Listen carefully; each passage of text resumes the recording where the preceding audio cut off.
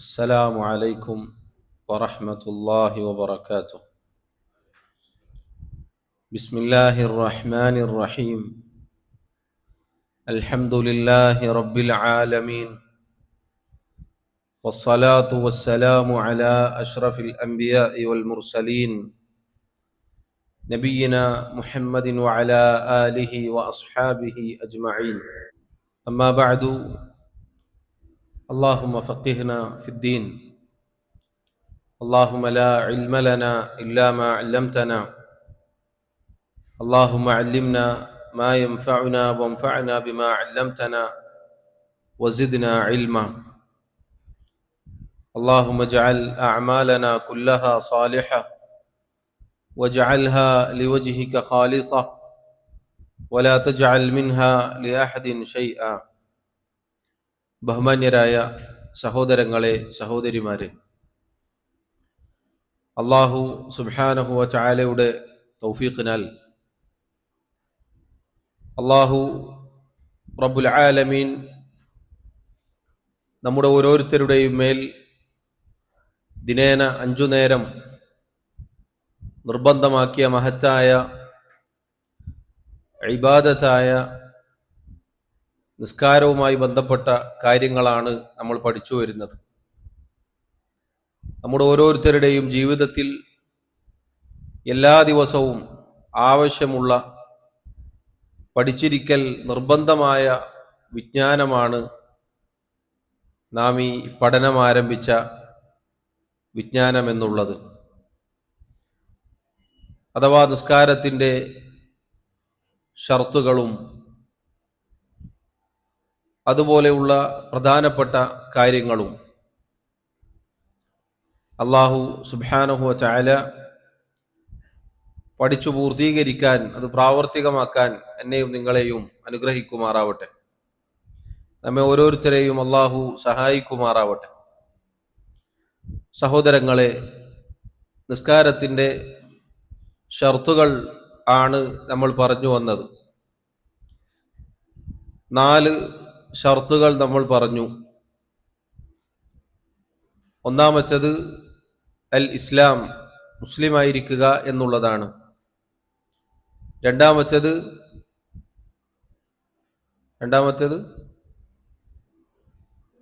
അൽ അഖ്ലു, ബുദ്ധി ഉണ്ടായിരിക്കുക. മൂന്നാമത്തേത് അത്തമീസു, വകതിരിവുണ്ടായിരിക്കുക. നാലാമത്തേത്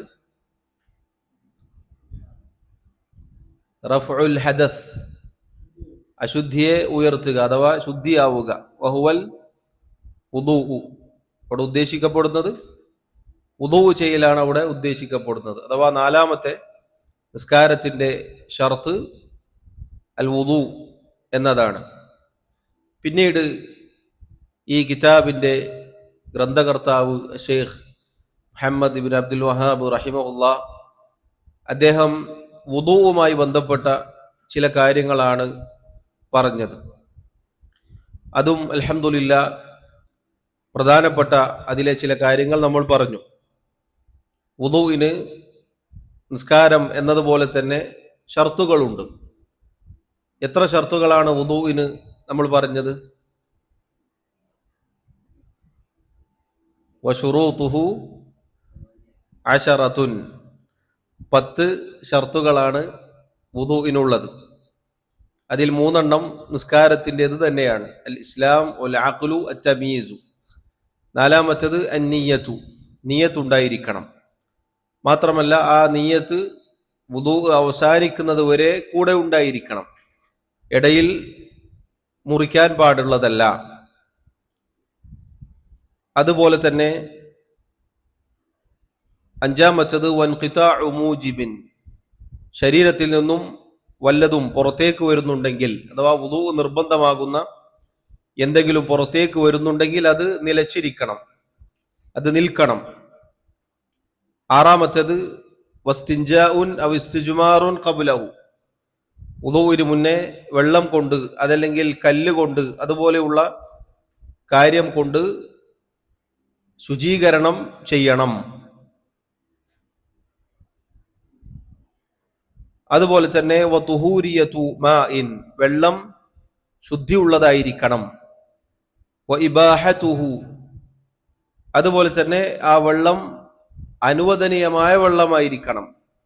അഥവാ മോഷ്ടിച്ചതോ പിടിച്ചു പറിച്ചതോ ഒന്നും ആവരുത് എന്ന് ചുരുക്കം. അതുപോലെ വ ഇസാലത്തു മാ യംനഉ വുസൂലഹു ഇലൽ ബശറ, വുദൂ ചെയ്യുമ്പോൾ വെള്ളം തൊലിയിലേക്ക് കടക്കാതെ തടഞ്ഞു നിർത്തുന്ന വല്ലതും ഉണ്ടെങ്കിൽ അത് നീക്കം ചെയ്യണം. അവസാനത്തത് 10-ാമത്തത് വദുഖൂലുൽ വഖ്തി അലാ മൻ ഹദസുഹു ദായിമുൻ ലിഫർദിഹി, ഫർദ് നിസ്കാരത്തിനു വേണ്ടി സമയമാവണം. അത് പ്രത്യേകം ഒരു വിഭാഗത്തിന് മാത്രമുള്ളതാണ്. ആർക്കാണ്? സ്ഥിരമായി ഹദസ് ഉണ്ടാകുന്ന, അശുദ്ധി ഉണ്ടാകുന്ന ആളുകൾ.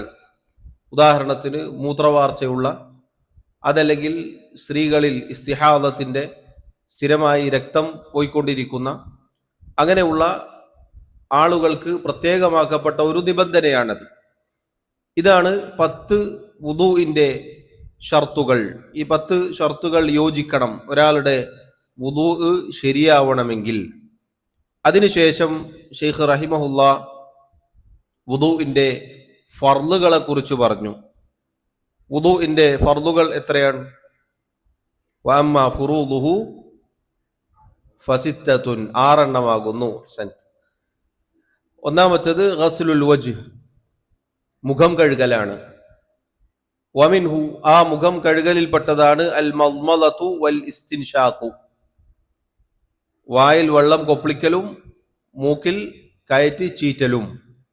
വഹദ്ദുഹു തൂലൻ, മുഖത്തിന്റെ പരിധി നീളം എടുക്കുകയാണെങ്കിൽ മിൻ മനാബതി ശഅരി റഅസി ഇല അദ്ദഖ്നി,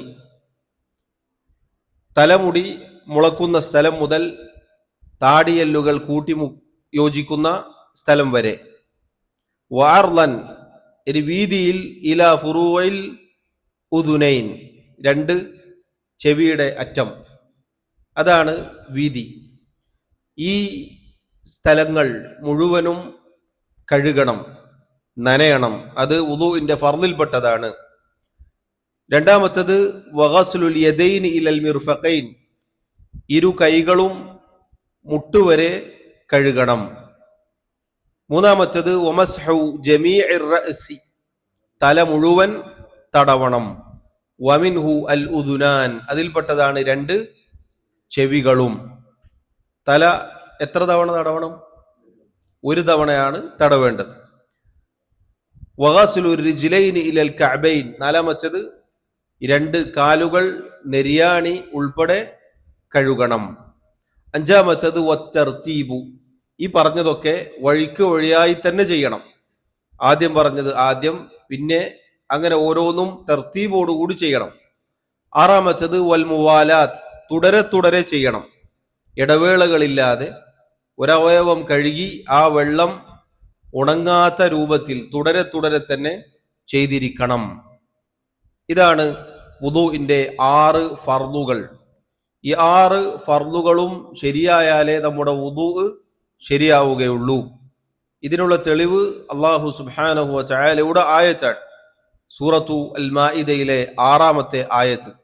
യാ അയ്യുഹല്ലദീന ആമനു, അല്ലയോ മുഅ്മിനുകളെ, ഇദാ ഖുംതും ഇലസ്സലാത്തി ഫഗ്സിലു വുജൂഹക്കും വഅയ്ദിയക്കും ഇലൽ മറാഫിഖി വംസഹു ബിറുഊസിക്കും വഅർജുലക്കും ഇലൽ കഅബൈൻ, നിങ്ങൾ നിസ്കാരത്തിന് നിന്നാൽ, നിസ്കാരം ഉദ്ദേശിച്ചാൽ, അതിൻ്റെ ഷർത്തിൽപ്പെട്ടതാണ് വുദൂ, നമ്മൾ നേരത്തെ മനസ്സിലാക്കി.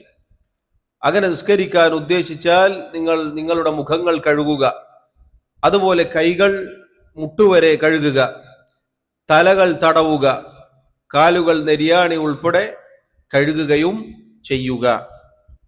ഇത് പരിശുദ്ധ ഖുർആനിൽ നേർക്ക് നേരെ വന്ന കാര്യങ്ങളാണ്. 4 ഫർളുകളും അല്ലാഹു തആല ഒരു ആയത്തിൽ ഒരുമിപ്പിച്ചു പറഞ്ഞിട്ടുണ്ട്.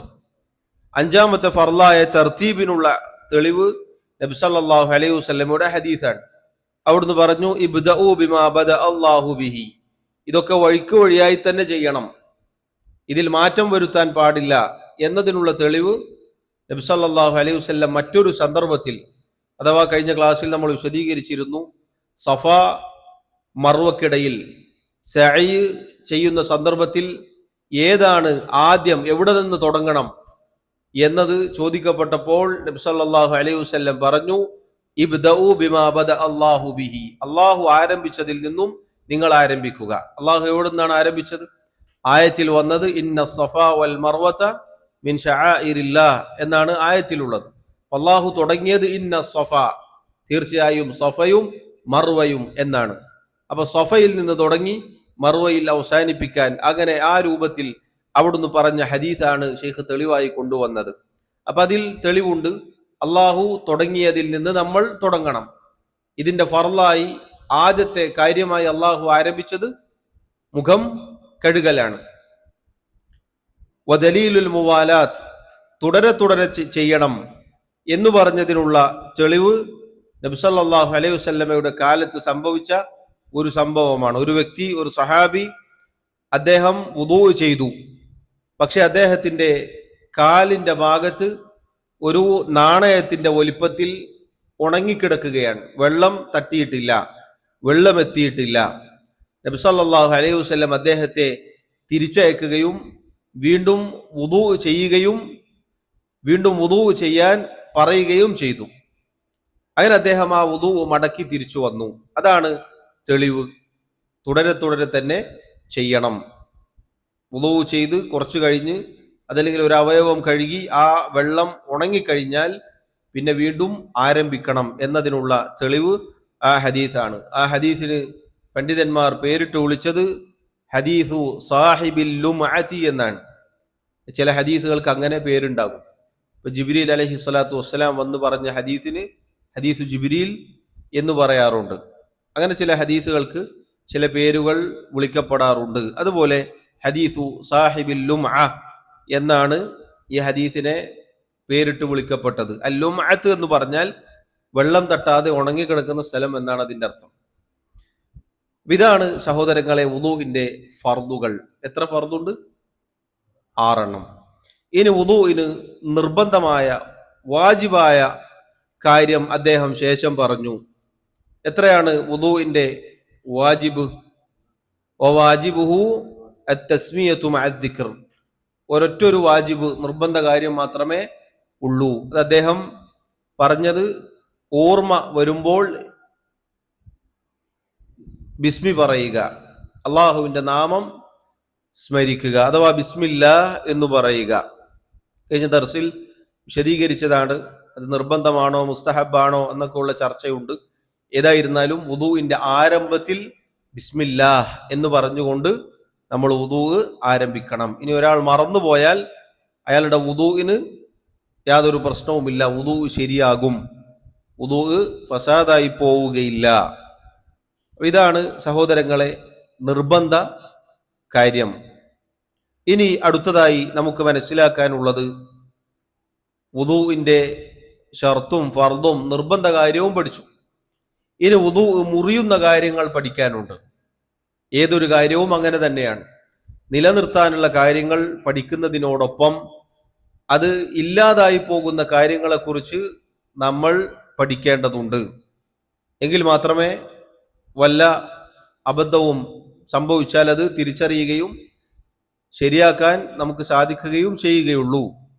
വനവാഖിദുഹു സമാനിയത്തുൻ, വനവാഖിദുഹു സമാനിയത്തുൻ, വുദൂ മുറിച്ചു കളയുന്ന, വുദൂഇനെ പൊളിച്ചു കളയുന്ന കാര്യങ്ങൾ 8 എണ്ണമാകുന്നു.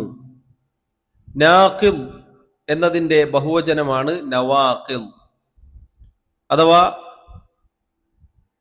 നവാഖിദ് എന്ന് പറഞ്ഞാൽ മുബ്തിലാത്ത്, ബാത്തിലാക്കി കളയുന്ന കാര്യം എന്നാണ് അർത്ഥം. അഥവാ പൊളിച്ചു കളയുന്ന കാര്യം.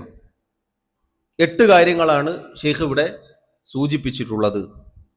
ഈ വിഷയം പറയുമ്പോൾ പണ്ഡിതന്മാർ സൂചിപ്പിച്ച ആമുഖമായി അവർ പറഞ്ഞ കാര്യം നമുക്ക് ഇപ്രകാരം കാണാം. വുദൂ മുറിയുന്ന ഷെയ്ഖ് ഇവിടെ സൂചിപ്പിച്ച 8 കാര്യങ്ങളിൽ പലതിലും ഫുഖഹാക്കൾക്കിടയിൽ അഭിപ്രായ വ്യത്യാസങ്ങളുണ്ട്. ഇപ്പൊ ചിലപ്പോൾ നമ്മൾ മുന്നേ പഠിച്ചതിന് വിരുദ്ധമായിട്ടായിരിക്കും ഇപ്പോൾ ഇനി കേൾക്കുക. ഫിഖഹിയായ മസ്അലകളെ സംബന്ധിച്ചിടത്തോളം പണ്ഡിതന്മാർക്കിടയിൽ അഭിപ്രായ വ്യത്യാസങ്ങൾ ഉണ്ടാവാറുണ്ട്. ഒരേ ഉസ്താദിന്റെ കീഴിൽ പഠിച്ച ഫുഖഹാക്കൾ, ഇമാമീങ്ങൾ, പണ്ഡിതന്മാർ, അവർക്ക് ചിലപ്പോൾ മുന്നേ പറഞ്ഞ ഉസ്താദ് പറഞ്ഞ അഭിപ്രായം ആയിരിക്കുകയില്ല. ഏതുപോലെ നമുക്കറിയാം 4 മദ്ഹബ് പ്രസിദ്ധമാണ്. ഈ 4 മദ്ഹബ് എന്നത് അവരുടെ ജീവിതകാലത്ത് അവരാരും നമ്മൾ ഓരോ മദ്ഹബിന്റെ ആളുകളാണ് എന്ന് പറഞ്ഞ് അങ്ങനെ ഒരു 4 കക്ഷികൾ ഉണ്ടായിരുന്നില്ല. മറിച്ച് മദ്ഹബ് എന്ന് പറഞ്ഞാൽ വീക്ഷണം എന്നാണ് അതിൻ്റെ അർത്ഥം. നിലപാട്, വീക്ഷണം, അഥവാ പ്രാമാണികമായി തെളിവിന്റെ അടിസ്ഥാനത്തിൽ അവർ മനസ്സിലാക്കി അവർ എത്തിച്ചേർന്ന നിഗമനം, അവരിതാണ് ശരിയായി മനസ്സിലാക്കിയത്, അവരുടെ വീക്ഷണം, അതിനാണ് മദ്ഹബ് എന്ന് പറയുക. ആദ്യത്തെ ഈ 4 മദ്ഹബിന്റെ ഇമാമിങ്ങളിൽ ആദ്യത്തെ ആൾ മഹാനായ അബു ഹനീഫ അൽ കൂഫി റഹിമഹുല്ല അദ്ദേഹമാണ്. അദ്ദേഹം പറഞ്ഞ ധാരാളം അഭിപ്രായങ്ങളോട് പിന്നീട് വന്ന ഇമാമാണ് ഇമാം മാലിക് ഇബ്നു അനസ്, ഇമാം ഉദാരിൽ ഹിജ്റ, മദീനയിലെ പ്രഗൽഭ പണ്ഡിതനാണ് അദ്ദേഹം, ഇമാം മാലിക് ഇബ്നു അനസ് റഹിമഹുല്ലാ. അദ്ദേഹത്തിന് ധാരാളം വിയോജിപ്പുകൾ ഉണ്ടായിരുന്നു. പിന്നീട് ഇമാം മാലിക് ഇബ്നു അനസ് റഹിമഹുല്ലയുടെ നേരെ ശിഷ്യനാണ് ഇമാം മുഹമ്മദ് ഇബ്നു ഇദ്രീസ് അശ്ശാഫിഈ റഹിമഹുല്ലാ. നേർക്ക് നേരെയുള്ള ശിഷ്യനാണ്. പക്ഷേ ഇമാം മാലിക് റഹിമഹുല്ലയുടെ വീക്ഷണങ്ങളിൽ നിന്നും ഒരുപാട് വ്യത്യാസമാണ് ഇമാം ഷാഫിഈ റഹിമഹുല്ലയുടെ പല വീക്ഷണങ്ങളും. അദ്ദേഹത്തിന്റെ ശിഷ്യനാണ് ഇമാം അഹ്മദ് ഇബ്നു ഹംബൽ അശ്ശൈബാനി റഹിമഹുല്ലാ. ഇമാം അഹ്മദ് ഇബ്നു ഹംബൽ അശ്ശൈബാനി റഹിമഹുല്ലാ അദ്ദേഹത്തെ സംബന്ധിച്ചിടത്തോളം ഈ 3 പേരുടെ ഫിഖ്ഹിൽ നിന്നും ഒരുപാട് വ്യത്യാസമുണ്ട്. ഇങ്ങനെയാണ് 4 മദ്ഹബുകൾ അവരുടെ വീക്ഷണം ഏറ്റെടുത്ത അവരുടെ ശിഷ്യന്മാർ പിന്നീട് രൂപപ്പെടുത്തിയത്, അഥവാ പിൽക്കാലത്ത് കിതാബുകൾ രേഖപ്പെടുത്താൻ ആരംഭിക്കുകയുണ്ടായി. നമുക്കറിയാം. അപ്പോൾ ഓരോ ഇമാമിങ്ങളും പറഞ്ഞ അവരുടെ വാക്കുകൾ രേഖപ്പെടുത്തപ്പെടുകയുണ്ടായി. അപ്പൊ അബു ഹനീഫ റഹിമഹുല്ല അദ്ദേഹത്തിന്റെ നിലപാടിതാണ്, അദ്ദേഹം പറഞ്ഞ വാക്കിതാണ്, അദ്ദേഹത്തിൽ നിന്ന് വന്ന റിവായത്ത് ഇതാണ് എന്നത് ഇത്തരം ഫിഖ്ഹിന്റെ ഗ്രന്ഥങ്ങളിൽ രേഖപ്പെടുത്തപ്പെടാൻ തുടങ്ങി. പിന്നീട് വന്ന ഓരോ ഇമാമിങ്ങളുടെയും വീക്ഷണം ഇതുപോലെ രേഖപ്പെടുത്താൻ തുടങ്ങി. അവർ പറഞ്ഞ വാക്കുകൾ രേഖപ്പെടുത്തപ്പെടാൻ തുടങ്ങി. അങ്ങനെ പിൽക്കാലക്കാരാണ് ഇദ്ദേഹത്തിന്റെ മദ്ഹബ് ഇതാണ്, ഇദ്ദേഹത്തിന്റെ മദ്ഹബ് ഇതാണ് എന്ന് പറഞ്ഞത്. പിന്നീട് അതിൽ അതിര് കവിഞ്ഞ ചില ആളുകളാണ് 4 മദ്ഹബ് എന്നത് 4 മതം പോലെയാക്കി മാറ്റിയത്. 4 മദ്ഹബ് എന്ന് പറഞ്ഞാൽ വളരെ ഹൃദയവിശാലതയോടുകൂടി കൈകാര്യം ചെയ്യേണ്ട ഫിഖ്ഹിലെ മസ്അലകൾ പിന്നീട് വലിയ ഇസ്ലാമിന്റെ അഖീദ പോലെയാക്കി തീർത്തു.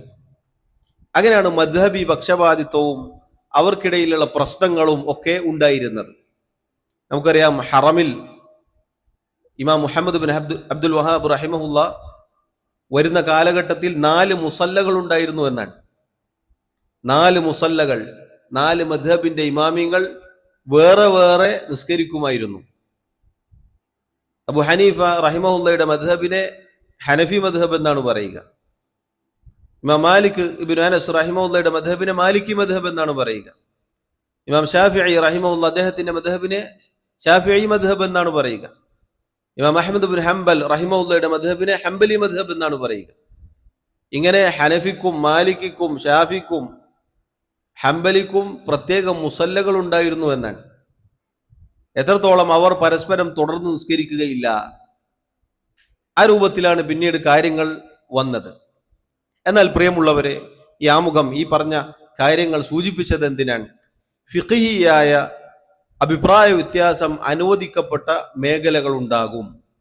അതിൽ ഹൃദയ വിശാലതയാണ് ഒന്നാമതായി വേണ്ടത്. രണ്ടാമത്തെ ഒരു കാര്യം, ഇതിൽ ഏതാണ് ശരിയോടടുത്തത് എന്നത് നമ്മൾ പഠിക്കുകയും അത് പ്രാവർത്തികമാക്കുകയും ചെയ്യണം. അന്ധമായ തഖ്ലീദ് ഇല്ല. അന്ധമായി നമുക്ക് ആരെയെങ്കിലും പിൻപറ്റാൻ അനുവാദമുണ്ടെങ്കിൽ അത് മുഹമ്മദ് നബി സല്ലല്ലാഹു അലൈഹി വസല്ലമയെ മാത്രമാണ്. കാരണം അവിടുത്തെ വാക്കുകൾ, പ്രവൃത്തികൾ, അവിടുത്തെ ചര്യകൾ തെറ്റുപറ്റുകയില്ല, വീക്ഷണ വ്യത്യാസം ഉണ്ടാവുകയില്ല. എന്നാൽ പിൽക്കാലത്ത് വന്നവർ അവർക്ക് വീക്ഷണ വ്യത്യാസം ഉണ്ടാകും. അതുകൊണ്ടാണ് ഇമാം ഷാഫിഈ റഹിമഹുല്ല അദ്ദേഹത്തിന് ഖൗലുൻ ഖദീമും ഖൗലുൻ ജദീദും ഉണ്ട്. പഴയ അദ്ദേഹത്തിന്റെ അഭിപ്രായങ്ങളും പുതിയ അഭിപ്രായങ്ങളും ഉണ്ട്.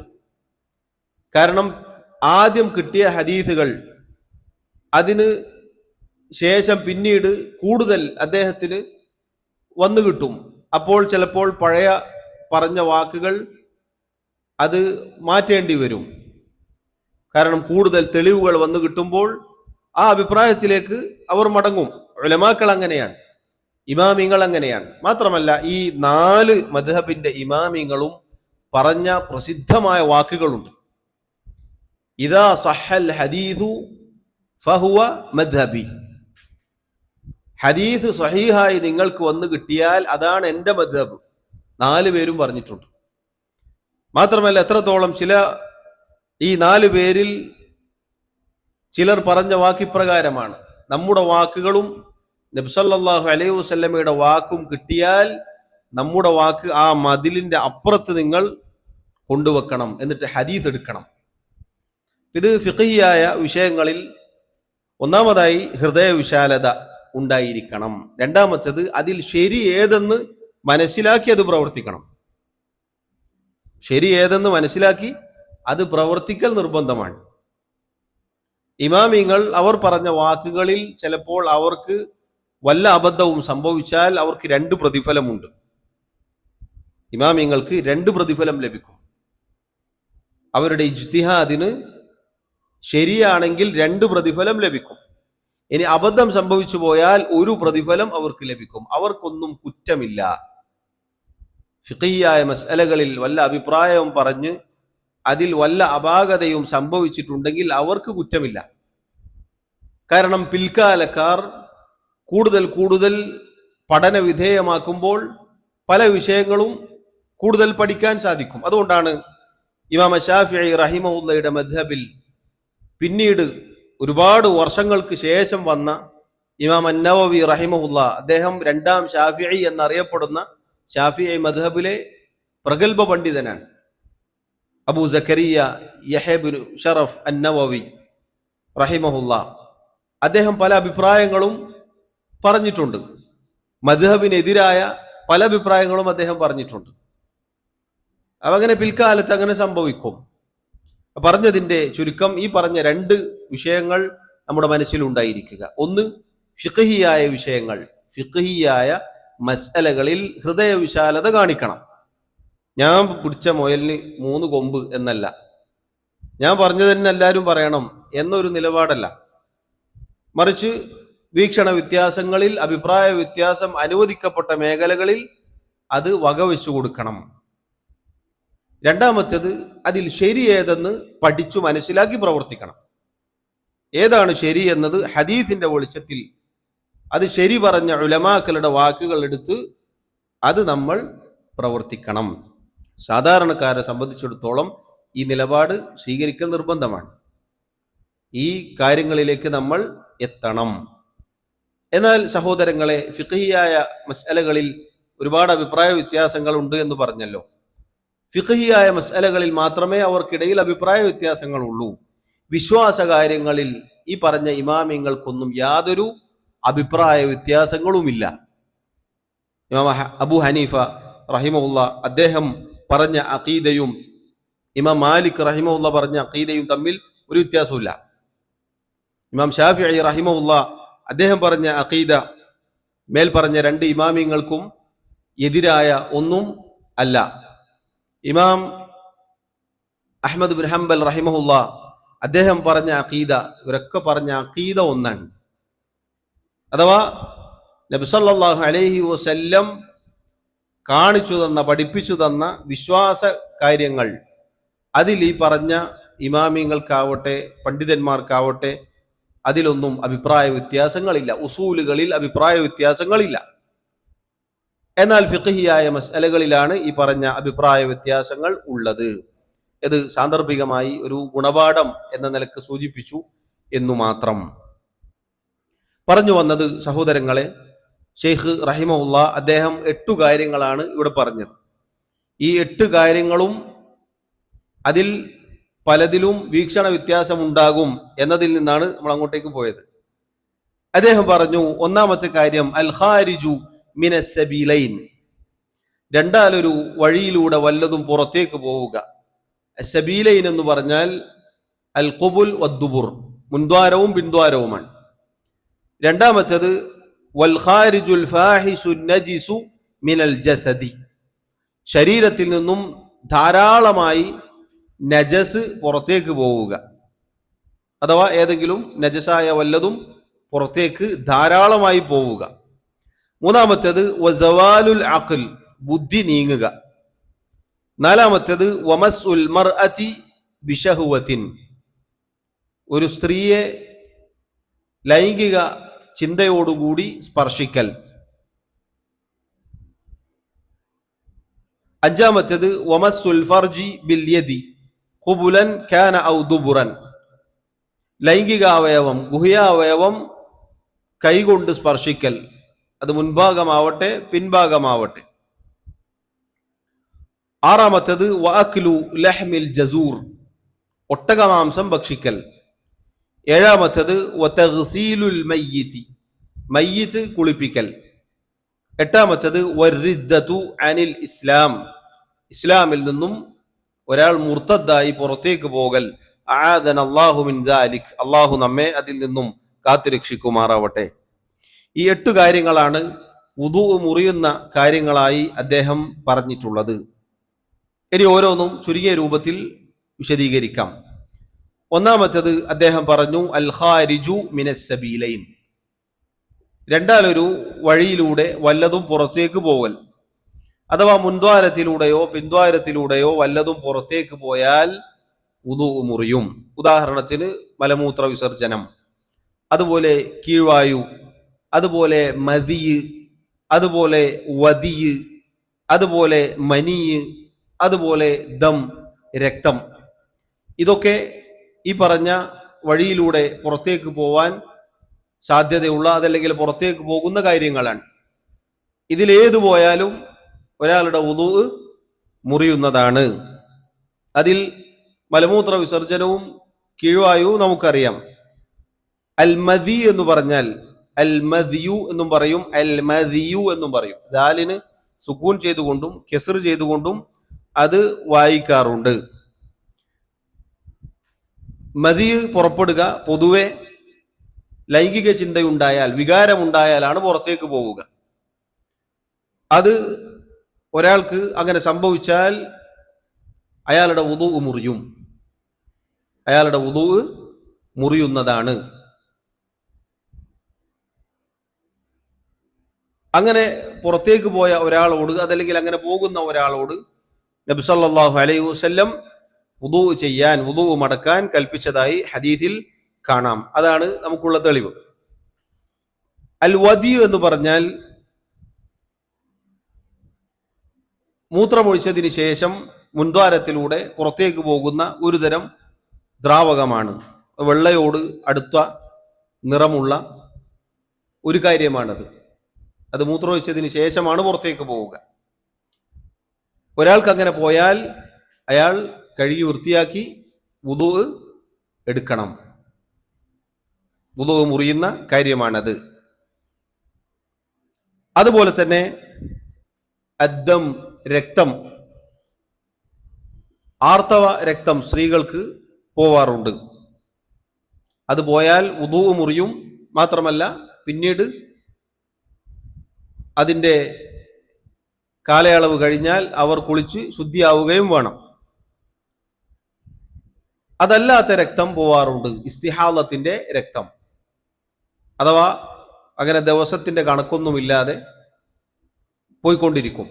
അതിനാണ് ഇസ്തിഹാദത്തിന്റെ രക്തം എന്ന് പറയും. അത് പോയാൽ, അങ്ങനെ പോകുന്ന ഒരാളെ സംബന്ധിച്ചിടത്തോളം, നമ്മൾ മുന്നേ സമയമായാൽ വുദൂ എടുക്കണമെന്ന് പറഞ്ഞില്ലേ, കഴുകി വൃത്തിയാക്കി അവർ വുദൂ എടുക്കണം. അത് വുദൂ മുറിയുന്ന കാര്യത്തിൽ പെട്ടതാണ്. ഈ പറഞ്ഞതൊക്കെ രണ്ടാലൊരു വഴിയിലൂടെ പുറത്തേക്ക് പോകുന്ന കാര്യങ്ങളാണ്. ഇനി ഒരാൾക്ക് വല്ല അസുഖം കൊണ്ട്, എന്തെങ്കിലും രോഗം കൊണ്ടോ പ്രയാസം കൊണ്ടോ മുൻദ്വാരത്തിലൂടെയോ പിൻദ്വാരത്തിലൂടെയോ രക്തം, അതല്ലെങ്കിൽ എന്തുമാവട്ടെ, രക്തമോ ചലമോ അങ്ങനെ എന്തെങ്കിലും, ഈ രണ്ടാലൊരു വഴിയിലൂടെ എന്ത് പുറത്തേക്ക് പോയാലും വുദൂ മുറിയും എന്നുള്ളതാണ് പണ്ഡിതന്മാർ പറഞ്ഞിട്ടുള്ളത്. രണ്ടാമതായി അദ്ദേഹം പറഞ്ഞു വുദൂ മുറിയുന്ന കാര്യം, വൽ ഖാരിജുൽ ഫാഹിഷു അന്നജിസു മിനൽ ജസദി, ശരീരത്തിൽ നിന്നും ധാരാളമായി നജസ് പുറത്തേക്ക് പോവുക. രണ്ട് കാര്യങ്ങളാണ് അവിടെ അദ്ദേഹം പറഞ്ഞത്. ഒന്ന്, നജസ് ആയിരിക്കണം.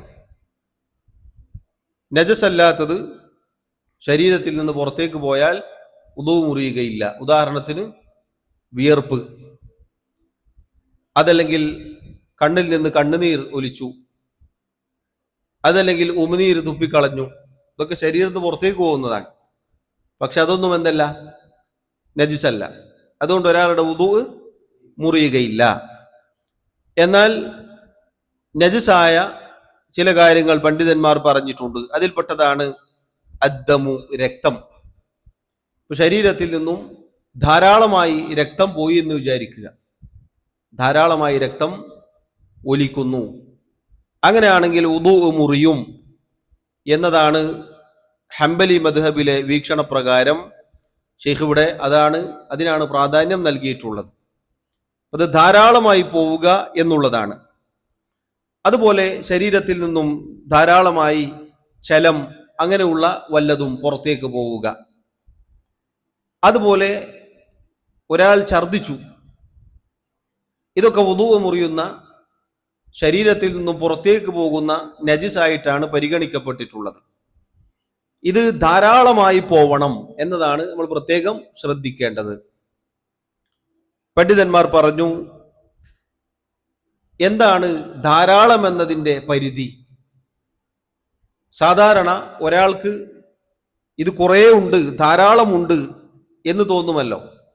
പൊതുവെ കുറേ എന്ന് തോന്നുന്ന ഒരവസ്ഥയാണ് പരിഗണിക്കപ്പെടേണ്ടത്. അതിൽ നിന്ന് മനസ്സിലാക്കാം, ചെറിയ ചെറിയ തുള്ളികൾ കുഴപ്പമില്ല. ഇപ്പൊ നിസ്കരിച്ചു കൊടുക്കുമ്പോൾ എവിടെയെങ്കിലും ചെറിയ പൊട്ട് പൊട്ടിയിട്ട് രക്തം ചെറുങ്ങനെ പുറത്തേക്ക് വരുന്നു, കൈയിളക്കിയിട്ട് പോകണോ? വേണ്ടതില്ല. അല്ലെങ്കിൽ മൂക്കിൽ നിന്നും ചില ആളുകളുടേത് ഉറ്റി വീഴാറുണ്ട്, ഒന്നോ രണ്ടോ തുള്ളി. ഇതൊന്നും ഒരാളുടെ വുദൂ മുറിച്ച് കളയുകയില്ല. എന്നാൽ ധാരാളമായി പോയി എന്ന് വിചാരിക്കുക, അങ്ങനെയാണെങ്കിൽ അയാളുടെ വുദൂ മുറിയും എന്നതാണ് അദ്ദേഹം പറഞ്ഞു വന്നത്. അതുപോലെ ഒരാൾ ഛർദിച്ചു, അല്ലെങ്കിൽ പുറത്തേക്ക് ഛർദി വന്നു, അത് ഒരൽപ്പം പുറത്തേക്ക് വന്നാൽ വുദൂ മുറിയുകയില്ല.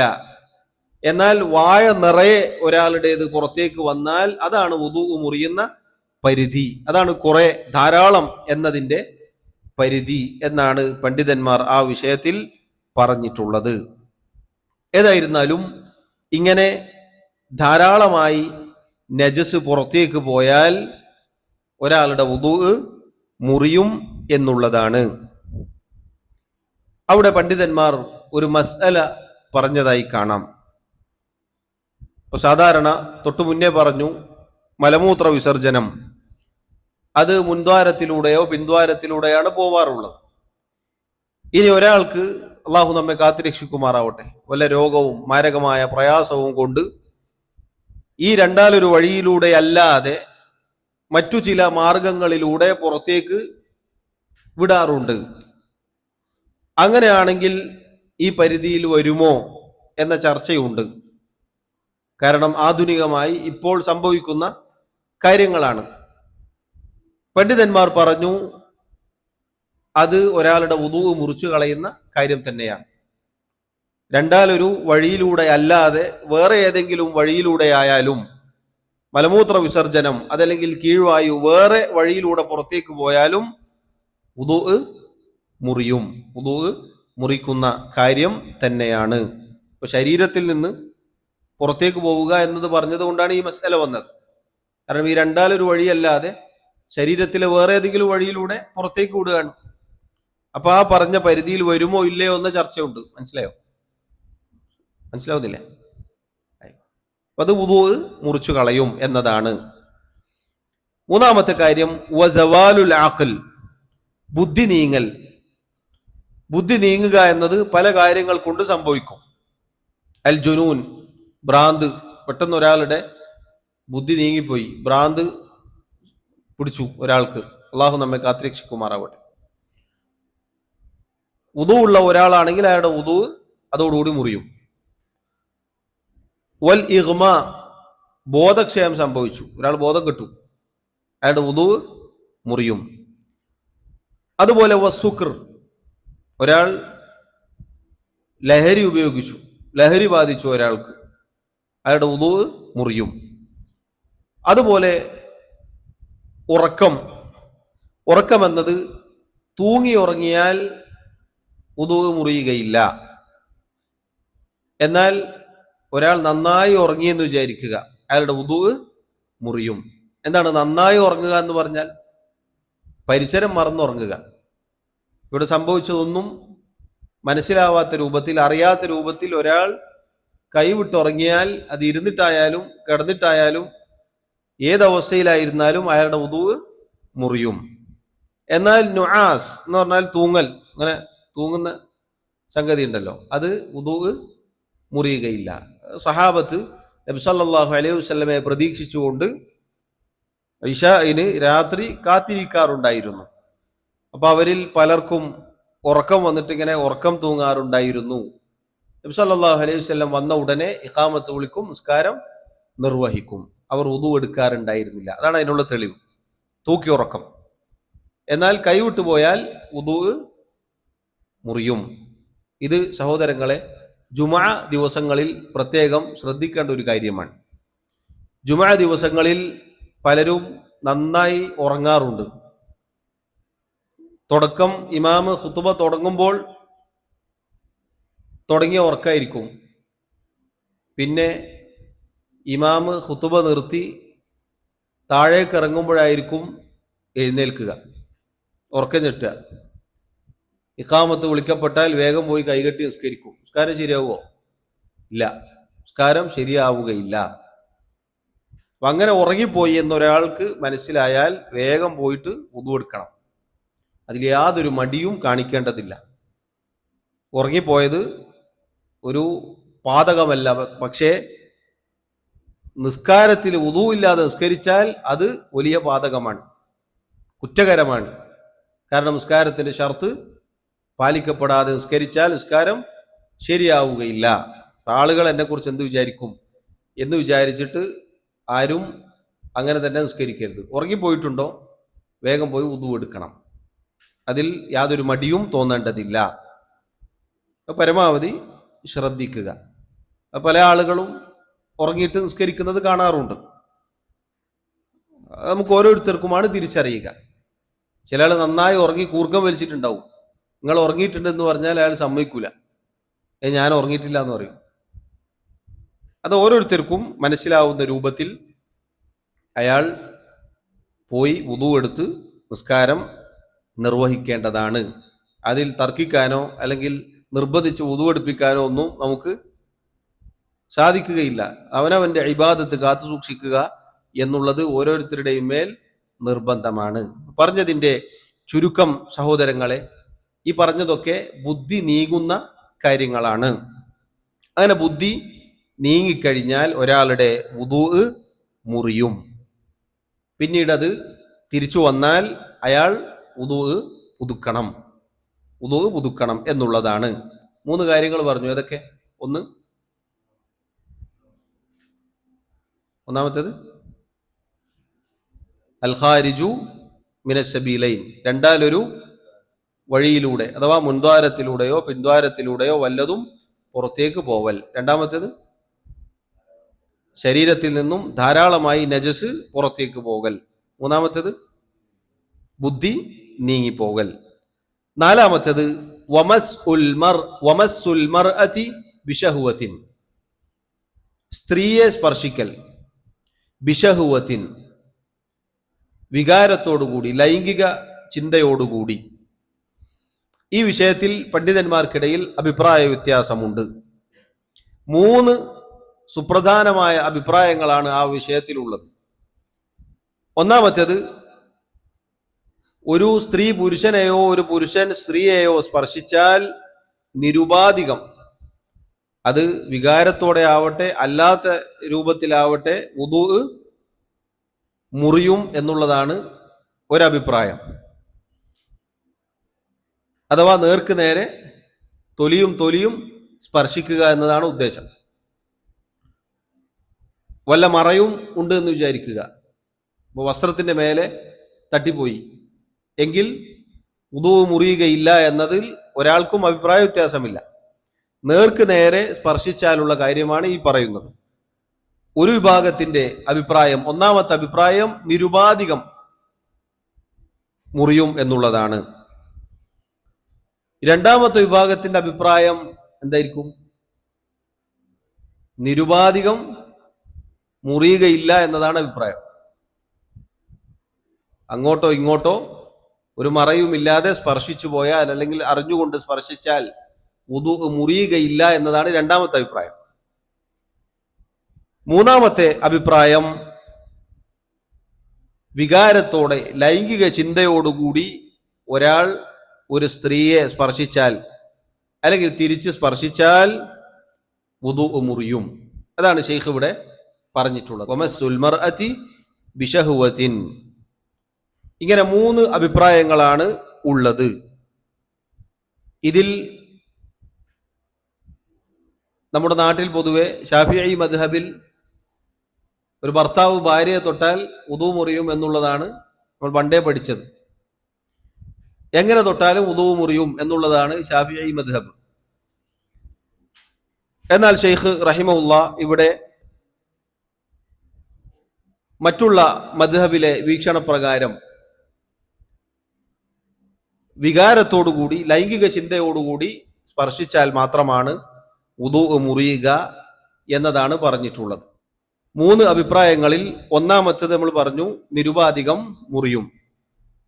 രണ്ടാമത്തേത് ശൈഖ് ഇവിടെ പറഞ്ഞ അഭിപ്രായമാണ്, അഥവാ ശഹ്വത്തോടുകൂടി, ലൈംഗിക ചിന്തയോടുകൂടി തൊട്ടാൽ വുദൂ മുറിയും.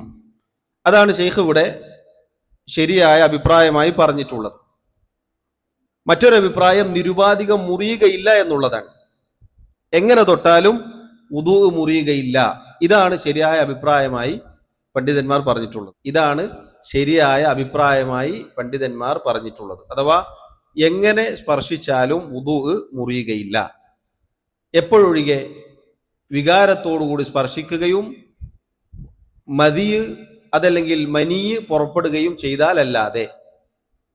ഒന്നല്ലെങ്കിൽ നേരത്തെ നമ്മൾ പറഞ്ഞ വുദൂ മുറിയുന്ന മദിയ് പുറപ്പെട്ടു എങ്കിൽ അയാളുടെ വുദൂ എന്തായാലും മുറിയും. അതല്ലെങ്കിൽ മനീയ് പുറപ്പെട്ടു എങ്കിൽ അയാളുടെ വുദൂ എന്തായാലും മുറിയും. അയാൾ വുദൂ എടുത്താൽ മാത്രം പോരാ, കുളിക്കുകയും ചെയ്യണം. ഇങ്ങനെ ഈ രൂപത്തിൽ സ്പർശിച്ചിട്ട് വല്ല കാര്യവും ഉണ്ടായാലല്ലാതെ നിരുപാധികം വുദൂ മുറിയുകയില്ല എന്നതാണ് ശരിയായ അഭിപ്രായം. പറഞ്ഞു മനസ്സിലായോ? 3 അഭിപ്രായം പറഞ്ഞു. അതിൽ ഒന്നാമത്തെ അഭിപ്രായം നിരുപാധികം മുറിയും, എങ്ങനെ തൊട്ടാലും സ്ത്രീയെ തൊട്ടാൽ വുദൂ മുറിയും. രണ്ടാമത്തെ അഭിപ്രായം ശൈഖ് ഇവിടെ പറഞ്ഞ അഭിപ്രായമാണ്, ശഹ്വത്തോടുകൂടി അഥവാ വികാരത്തോടുകൂടി തൊട്ടാൽ വുദൂ മുറിയും. മൂന്നാമത്തെ അഭിപ്രായം, വികാരത്തോടെ ആവട്ടെ അല്ലാതെ ആവട്ടെ എങ്ങനെ തൊട്ടാലും വുദൂ മുറിയുകയില്ല. എപ്പോഴൊഴികെ? മദിയോ മനിയോ പുറപ്പെട്ടാൽ ഒഴികെ. ഇതാണ് 3 അഭിപ്രായങ്ങൾ. ഇതിൽ മൂന്നാമത്തെ, ഇപ്പോൾ അവസാനം പറഞ്ഞ അഭിപ്രായമാണ് കൂടുതൽ ശരിയായി പണ്ഡിതന്മാർ പറഞ്ഞിട്ടുള്ളത്. വല്ലാഹു അലം. അതിനുള്ള തെളിവ് അവർ പറഞ്ഞത് നബി സല്ലല്ലാഹു അലൈഹി വസല്ലമയുടെ കാലത്ത് സംഭവിച്ച ചില കാര്യങ്ങളാണ്. അവിടുത്തെ ഭാര്യമാരിൽ നിന്നും റിവായത്ത് വന്നിട്ടുള്ള ചില കാര്യങ്ങളാണ്. അതിൽ ഒന്നാമത്തേത്, അവിടുന്ന് ശഹ്വത്തില്ലാതെ അഥവാ വികാരമൊന്നുമില്ലാതെ സാധാരണ സമയത്ത് ഭാര്യയെ സ്പർശിച്ചിരുന്നു എന്നതിനുള്ള തെളിവ് നമ്മൾ സാധാരണ കേൾക്കാറുണ്ട്. നബി സല്ലല്ലാഹു അലൈഹി വസല്ലം രാത്രി നിസ്കരിക്കുന്ന സമയത്ത് അവിടുത്തെ മുറി വളരെ കുടുസായതായിരുന്നു. നബി സല്ലല്ലാഹു അലൈഹി വസല്ലം സുജൂദ് ചെയ്യുന്ന സ്ഥലത്ത് ആയിഷ റളിയല്ലാഹു അൻഹയുടെ പാദങ്ങൾ ഉണ്ടായിരുന്നു. അവിടുന്ന് സുജൂദ് ചെയ്യാൻ വേണ്ടി അതെടുത്ത് മാറ്റിവെക്കും, എന്നിട്ട് സുജൂദ് ചെയ്യും. അങ്ങനെയായിരുന്നു ചെയ്തിരുന്നത്. അപ്പൊ അവിടെ സ്പർശനം ഉണ്ടായിട്ടുണ്ട്, അല്ലെങ്കിൽ ഉണ്ടായിട്ടുണ്ടാവാം എന്നതുകൊണ്ട് തന്നെ സാധാരണ ഒരു ശഹവത്തുമില്ലാതെ, ഒരു ലൈംഗിക ചിന്തയുമില്ലാതെ സ്പർശിച്ചാൽ വുദൂ മുറിയുകയില്ല എന്നതിന് ആ സംഭവമാണ്, ഹദീസാണ് തെളിവായി പറഞ്ഞിട്ടുള്ളത്. ഇനി ശഹവത്തോടുകൂടി തൊട്ടാൽ വുദൂ മുറിയുകയില്ല എന്നതിനുള്ള തെളിവ് നബി സല്ലല്ലാഹു അലൈഹി വസല്ലം അവിടുത്തെ ഭാര്യമാരിൽ ചിലരെ ചുംബിക്കാറുണ്ടായിരുന്നു. എന്നിട്ട് അവിടുന്ന് വുദൂ എടുക്കാതെ തന്നെ നിസ്കാരത്തിന്റെ സമയമായാൽ നിസ്കാരം നിർവഹിക്കുകയും ചെയ്യാറുണ്ടായിരുന്നു. സ്വാഭാവികമായി നമുക്കറിയാം, ചുംബിക്കുക എന്നത് പൊതുവെ മനുഷ്യന്റെ മനസ്സിൽ ഒരു വികാരം ഉണ്ടാകും.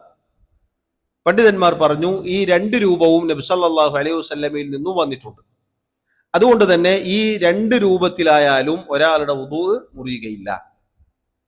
ഭാര്യയെ തൊട്ടാൽ അല്ലെങ്കിൽ സ്ത്രീയെ സ്പർശിച്ചാൽ, യാദൃശികമായി അന്യ സ്ത്രീകളെ പൊതുവെ ഒരു നിലക്കും സ്പർശിക്കാൻ പാടില്ല. ഭാര്യമാരെ സ്വാഭാവികമായി സ്പർശിച്ചു പോയാൽ അല്ലെങ്കിൽ ഇതുപോലെയുള്ള സംഭവങ്ങൾ ഉണ്ടായാൽ അത് വുദൂ മുറിച്ച് കളയുകയില്ല, നിരുപാധികം എന്നതാണ് ശരിയായി ഈ പറഞ്ഞ സംഭവങ്ങളുടെ വെളിച്ചത്തിൽ പണ്ഡിതന്മാർ പറഞ്ഞിട്ടുള്ളത്. അതാണ് ശരിയായി മനസ്സിലാവുന്നതും. വല്ലാഹു അലം. ഷെയ്ഖ് റഹിമഹുല്ലാ അദ്ദേഹം പറഞ്ഞു, വമസ്ഉൽ മർഅതി ബിശഹവത്തിൻ. ഷെയ്ഖിന്റെ അഭിപ്രായ പ്രകാരം അദ്ദേഹം വികാരത്തോടുകൂടി തൊട്ടാൽ വുദൂ മുറിയും എന്നതാണ് പറഞ്ഞിട്ടുള്ളത്. നമ്മളിവിടെ ഏറ്റവും ശരിയായ അഭിപ്രായം പറഞ്ഞത് ഏതഭിപ്രായമാണ്? ഷെയ്ഖിന്റെ അഭിപ്രായമാണോ? അല്ല, ഷെയ്ഖിന്റെ അഭിപ്രായം അല്ല. അതുപോലെ നമ്മുടെ നാട്ടിൽ പൊതുവെ ശാഫിഈ മദ്ഹബിലുള്ള അഭിപ്രായ പ്രകാരം എങ്ങനെ തൊട്ടാലും വുദൂ മുറിയും എന്നതാണ്. അതും അല്ല റാജിഹായിട്ട് ശരിയായ അഭിപ്രായമായിട്ട് പറഞ്ഞിട്ടുള്ളത്. അതിൽ ഒരു നിബന്ധന നമ്മൾ പറഞ്ഞു. എന്താണ് നിബന്ധന? അഥവാ പണ്ഡിതന്മാർ പറഞ്ഞ നിബന്ധനയാണ്, വുദൂ മുറിയുന്ന വല്ല ഇല്ലത്തും അവിടെ ഉണ്ടായാൽ എങ്ങനെ തൊട്ടാലും വുദൂ മുറിയും. എന്തൊക്കെയാണത്? വികാരം കൊണ്ട് പൊതുവെ മദീ പുറപ്പെടുക, അതല്ലെങ്കിൽ മനി പുറപ്പെടുക, അങ്ങനെയാണെങ്കിൽ വുദൂ മുറിയുന്നതാണ്. പിന്നെ അവിടെ ഒരു ചർച്ച വന്നത്, ഒരു മസ്അല അവിടെ കാണാം.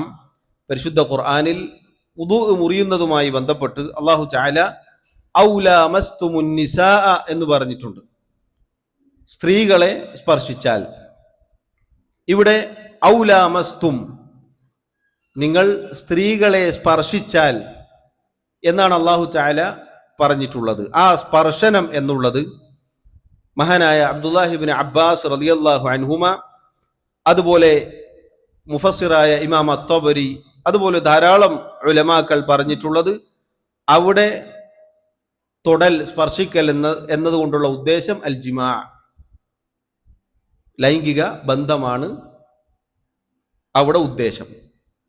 അഥവാ ഒരാൾ ഭാര്യയുമായി സംയോഗത്തിൽ ഏർപ്പെട്ടാൽ വുദൂ മുറിയും എന്നതാണ് അവിടെ ഉദ്ദേശം. അതല്ലാതെ സാധാരണ രൂപത്തിൽ തൊടൽ അല്ല എന്നത് നമുക്ക് തഫ്സീറുകളിൽ കാണാം, അതുപോലെ ഫിഖ്ഹിന്റെ കിതാബുകളിൽ കാണാൻ സാധിക്കും.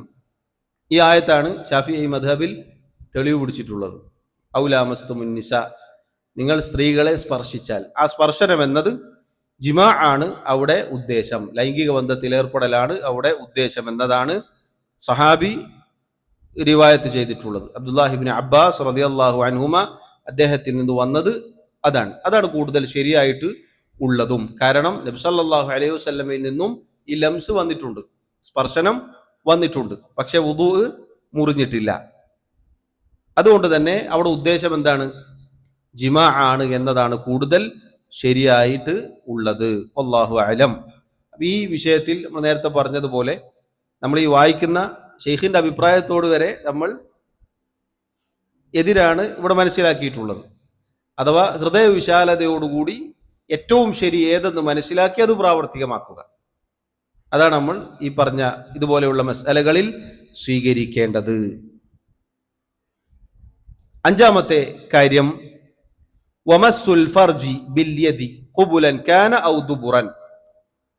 വമസ്സുൽ ഫർജ് ലൈംഗികാവയവം ഗുഹ്യാവയവം സ്പർശിക്കൽ, ബിൽ യദ് കൈകൊണ്ട്, ഖുബുലൻ കാന ഔ ദുബുറൻ മുൻദ്വാരമാവട്ടെ പിൻദ്വാരമാവട്ടെ, അതൊരാൾ കൈകൊണ്ട് സ്പർശിച്ചാൽ അഥവാ കൈപ്പത്തി കൊണ്ട്, ഉൾഭാഗമാവട്ടെ പുറംഭാഗമാവട്ടെ കൈകൊണ്ട് സ്പർശിച്ചാൽ വുദൂ മുറിയുന്നതാണ്.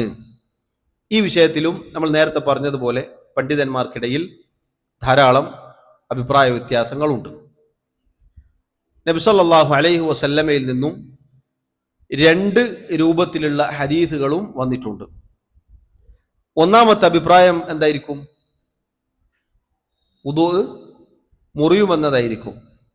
രണ്ടാമത്തെ അഭിപ്രായം വുദൂ മുറിയുകയില്ല എന്നതായിരിക്കും. ഒരിക്കൽ നബി സല്ലല്ലാഹു അലൈഹി വസല്ലമയുടെ അടുക്കൽ വന്നുകൊണ്ട് ത്വൽഖ് ഇബ്നു അലി റളിയല്ലാഹു അൻഹു അദ്ദേഹം ഗുഹ്യാവയവം സ്പർശിക്കുന്നതുമായി ബന്ധപ്പെട്ട് ചോദിക്കുകയുണ്ടായി. നബി സല്ലല്ലാഹു അലൈഹി വസല്ലം പറഞ്ഞു, ഇന്നമാ ഹുവ ബിദ്അത്തുൻ മിൻക, തീർച്ചയായും അത് നിന്റെ അവയവങ്ങളിൽ ഒരവയവം മാത്രമാകുന്നു. ഈ ഹദീസിന്റെ വെളിച്ചത്തിലാണ് ചില പണ്ഡിതന്മാർ പറഞ്ഞു ലൈംഗികാവയവം തൊട്ടാൽ വുദൂ മുറിയുകയില്ല. കാരണം കയ്യും കാലും തലയും മൂക്കും കണ്ണൊക്കെ തൊടുന്നത് പോലെ തന്നെയാണ് ഈ പറഞ്ഞ കാര്യം തൊടലും.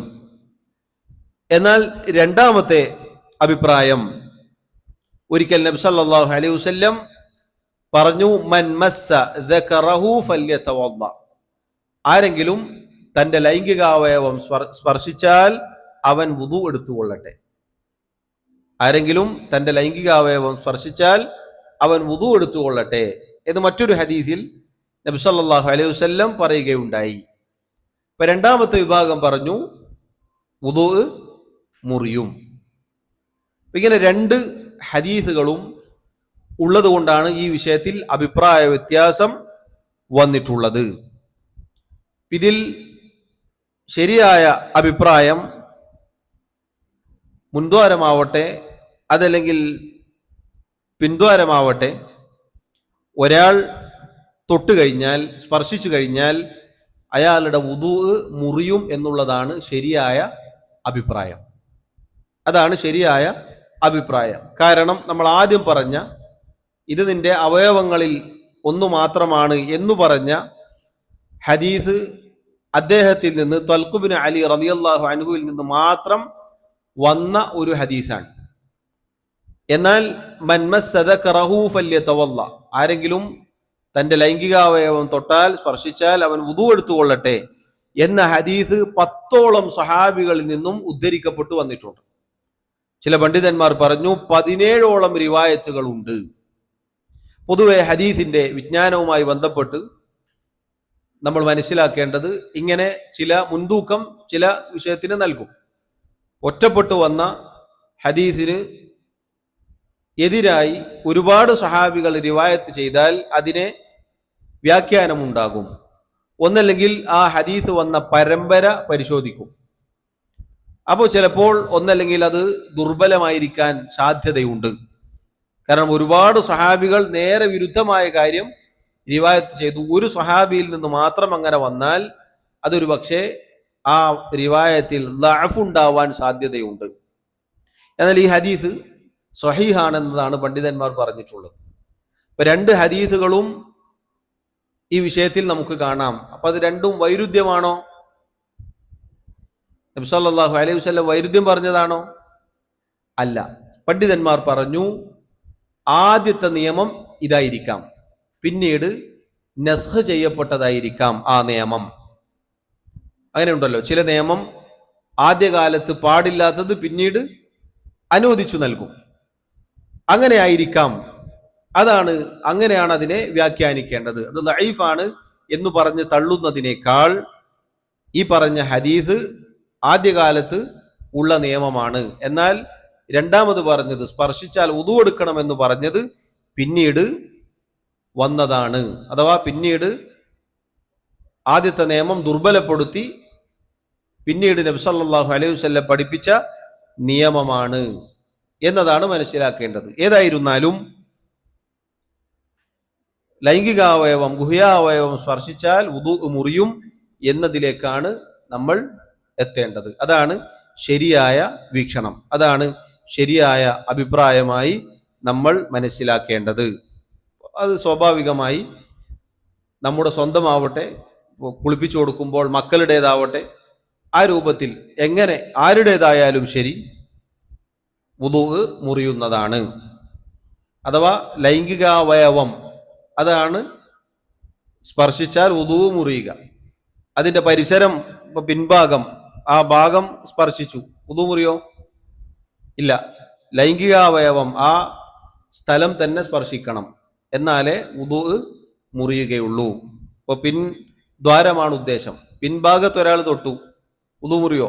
ഇല്ല, വുദു മുറിയുകയില്ല. അതുപോലെ മുൻഭാഗമാണ്, അതല്ലെങ്കിൽ ലൈംഗിക അവയവമാണ് അതുകൊണ്ടുള്ള ഉദ്ദേശം, അതിൻ്റെ അപ്പുറത്തോ ഇപ്പുറത്തോ പരിസരമോ ഒരാൾ സ്പർശിച്ചു, വുദു മുറിയുകയില്ല.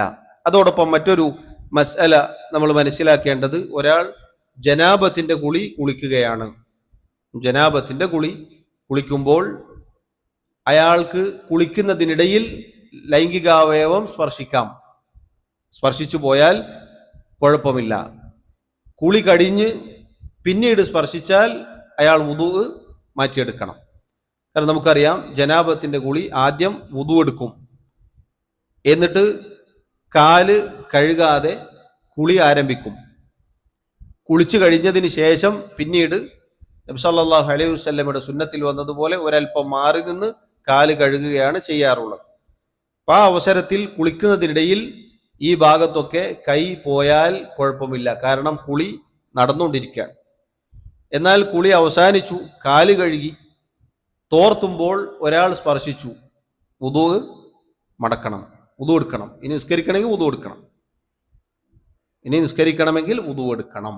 അത് ഒരു മസ്അലയായി നമ്മൾ മനസ്സിലാക്കുക. അഞ്ചാമത്തെ കാര്യം, എത്രണ്ണം പറഞ്ഞു?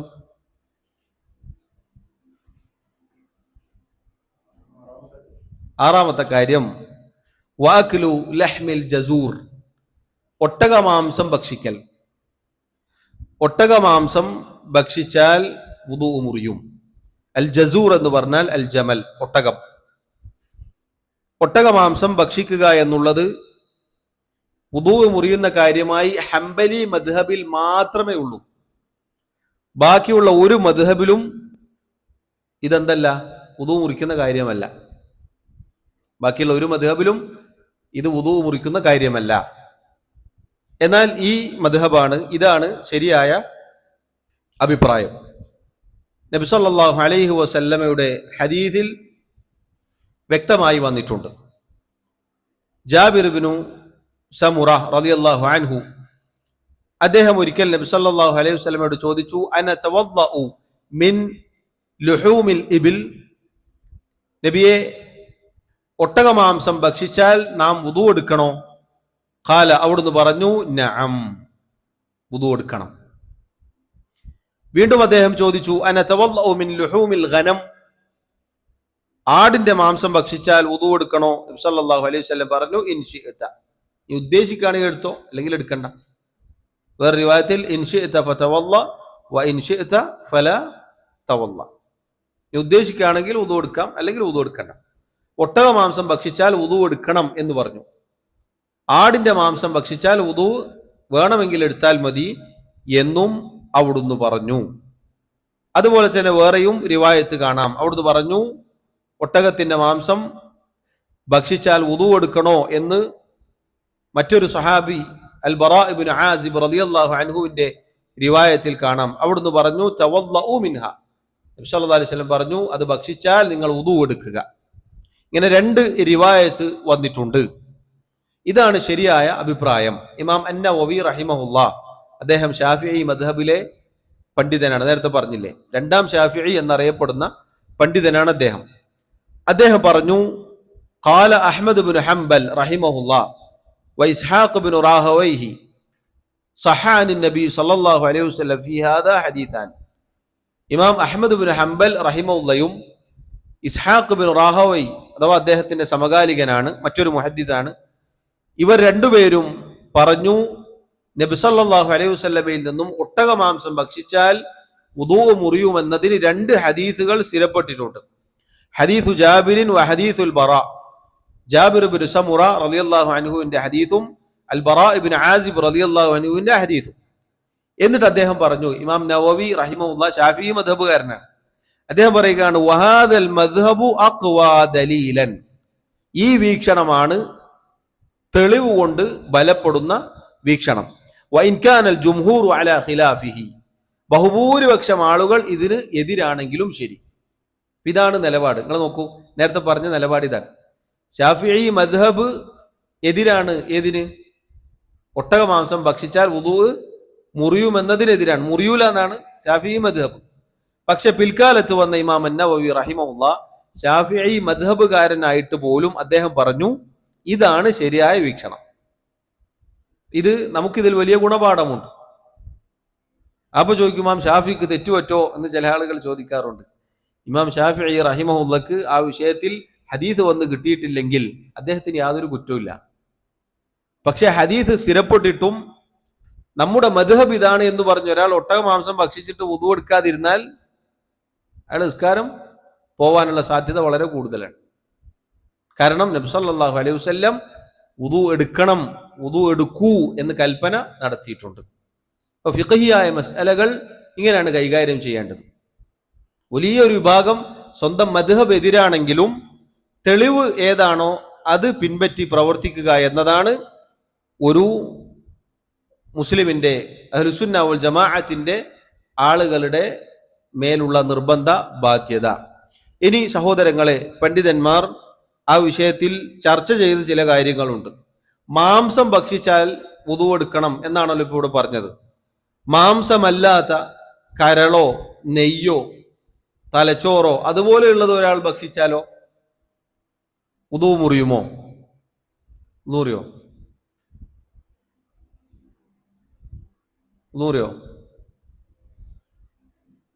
വുദൂ മുറിയും എന്നുള്ളതാണ് ശരിയായ അഭിപ്രായം. കാരണം അത്താബിഉ ഫിൽ വുജൂദി താബിഉൻ ഫിൽ ഹുക്ം. ഫിഖഹിലെ ഒരു ഖാഇദയാണത്. ഒട്ടക മാംസം എന്ന് പറയുമ്പോൾ അതിൽ ഈ പറഞ്ഞതൊക്കെ ഉൾപ്പെട്ടു. അപ്പൊ ഇറച്ചി മാത്രം മാറ്റി ബാക്കിയുള്ളത് ഒരാൾ കഴിച്ചാലും ഇതിന്റെ പരിധിയിൽ തന്നെയാണ് അത് വരിക. ഇനി ഒരാൾ ഒട്ടകം കറി വെച്ചു, ആ കറി മാത്രം കുടിച്ചു, കറി മാത്രം ഉപയോഗിച്ചു, ഇറച്ചി അതിൽ നിന്ന് തിന്നില്ല, അയാൾ വുദൂ എടുക്കണോ? വുദൂ എടുക്കണം എന്നുള്ളതാണ്. കാരണം ഇറച്ചി വേവുമ്പോൾ പൊതുവെ അതിൻ്റെ സത്ത ഇതിലേക്ക് കലരും. സൂക്ഷ്മതക്ക് വുദൂ എടുക്കൽ തന്നെയാണ് വേണ്ടത്. ഇനി ഒരാൾ ഒട്ടകത്തിന്റെ പാല് കുടിച്ചു, വുദൂ മുറിയോ? ഇല്ല. ഒട്ടകത്തിന്റെ പാല് കുടിച്ചാൽ വുദൂ മുറിയുകയില്ല. ഈ മസ്അലകൾ ഇതിങ്ങനെ വേറെ വേറെ പറയുന്നത് എന്താണ്? പൊതുവെ സംശയം ഉണ്ടാവും. സംശയത്തിന് ഇടവരുന്ന കാര്യമാണ്. ഈ വിഷയങ്ങളൊക്കെ ആളുകൾ ചോദിക്കുന്നതാണ്, സംശയങ്ങൾ ഉണ്ടാവുന്നതാണ്. പണ്ഡിതന്മാരത് പറഞ്ഞു എന്നു മാത്രം. അതുകൊണ്ട് ഒട്ടകമാംസം ഭക്ഷിക്കുക എന്നത് വുദൂ മുറിയുന്ന കാര്യമായിട്ട് നമ്മൾ മനസ്സിലാക്കുക. 7ാമത്തെ കാര്യം വതഗ്സീലുൽ മയ്യിത്ത്. മയ്യിത്ത് കുളിപ്പിക്കൽ. ഒരാൾ മയ്യിത്ത് കുളിപ്പിച്ചു. മയ്യിത്ത് കുളിപ്പിച്ചാൽ വുദൂ മുറിയും എന്നതാണ് ഷെയ്ഖിന്റെ അഭിപ്രായം.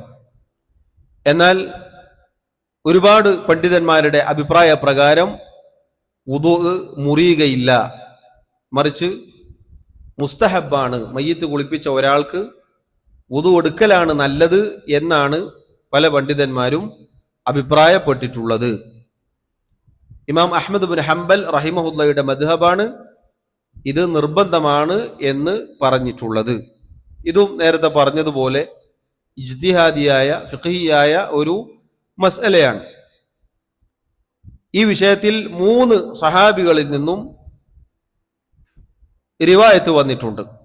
അബ്ദുല്ലാഹിബ്നു ഉമർ റളിയല്ലാഹു അൻഹു, അബ്ദുല്ലാഹിബ്നു അബ്ബാസ് റളിയല്ലാഹു അൻഹു, അബൂ ഹുറൈറ റളിയല്ലാഹു അൻഹു.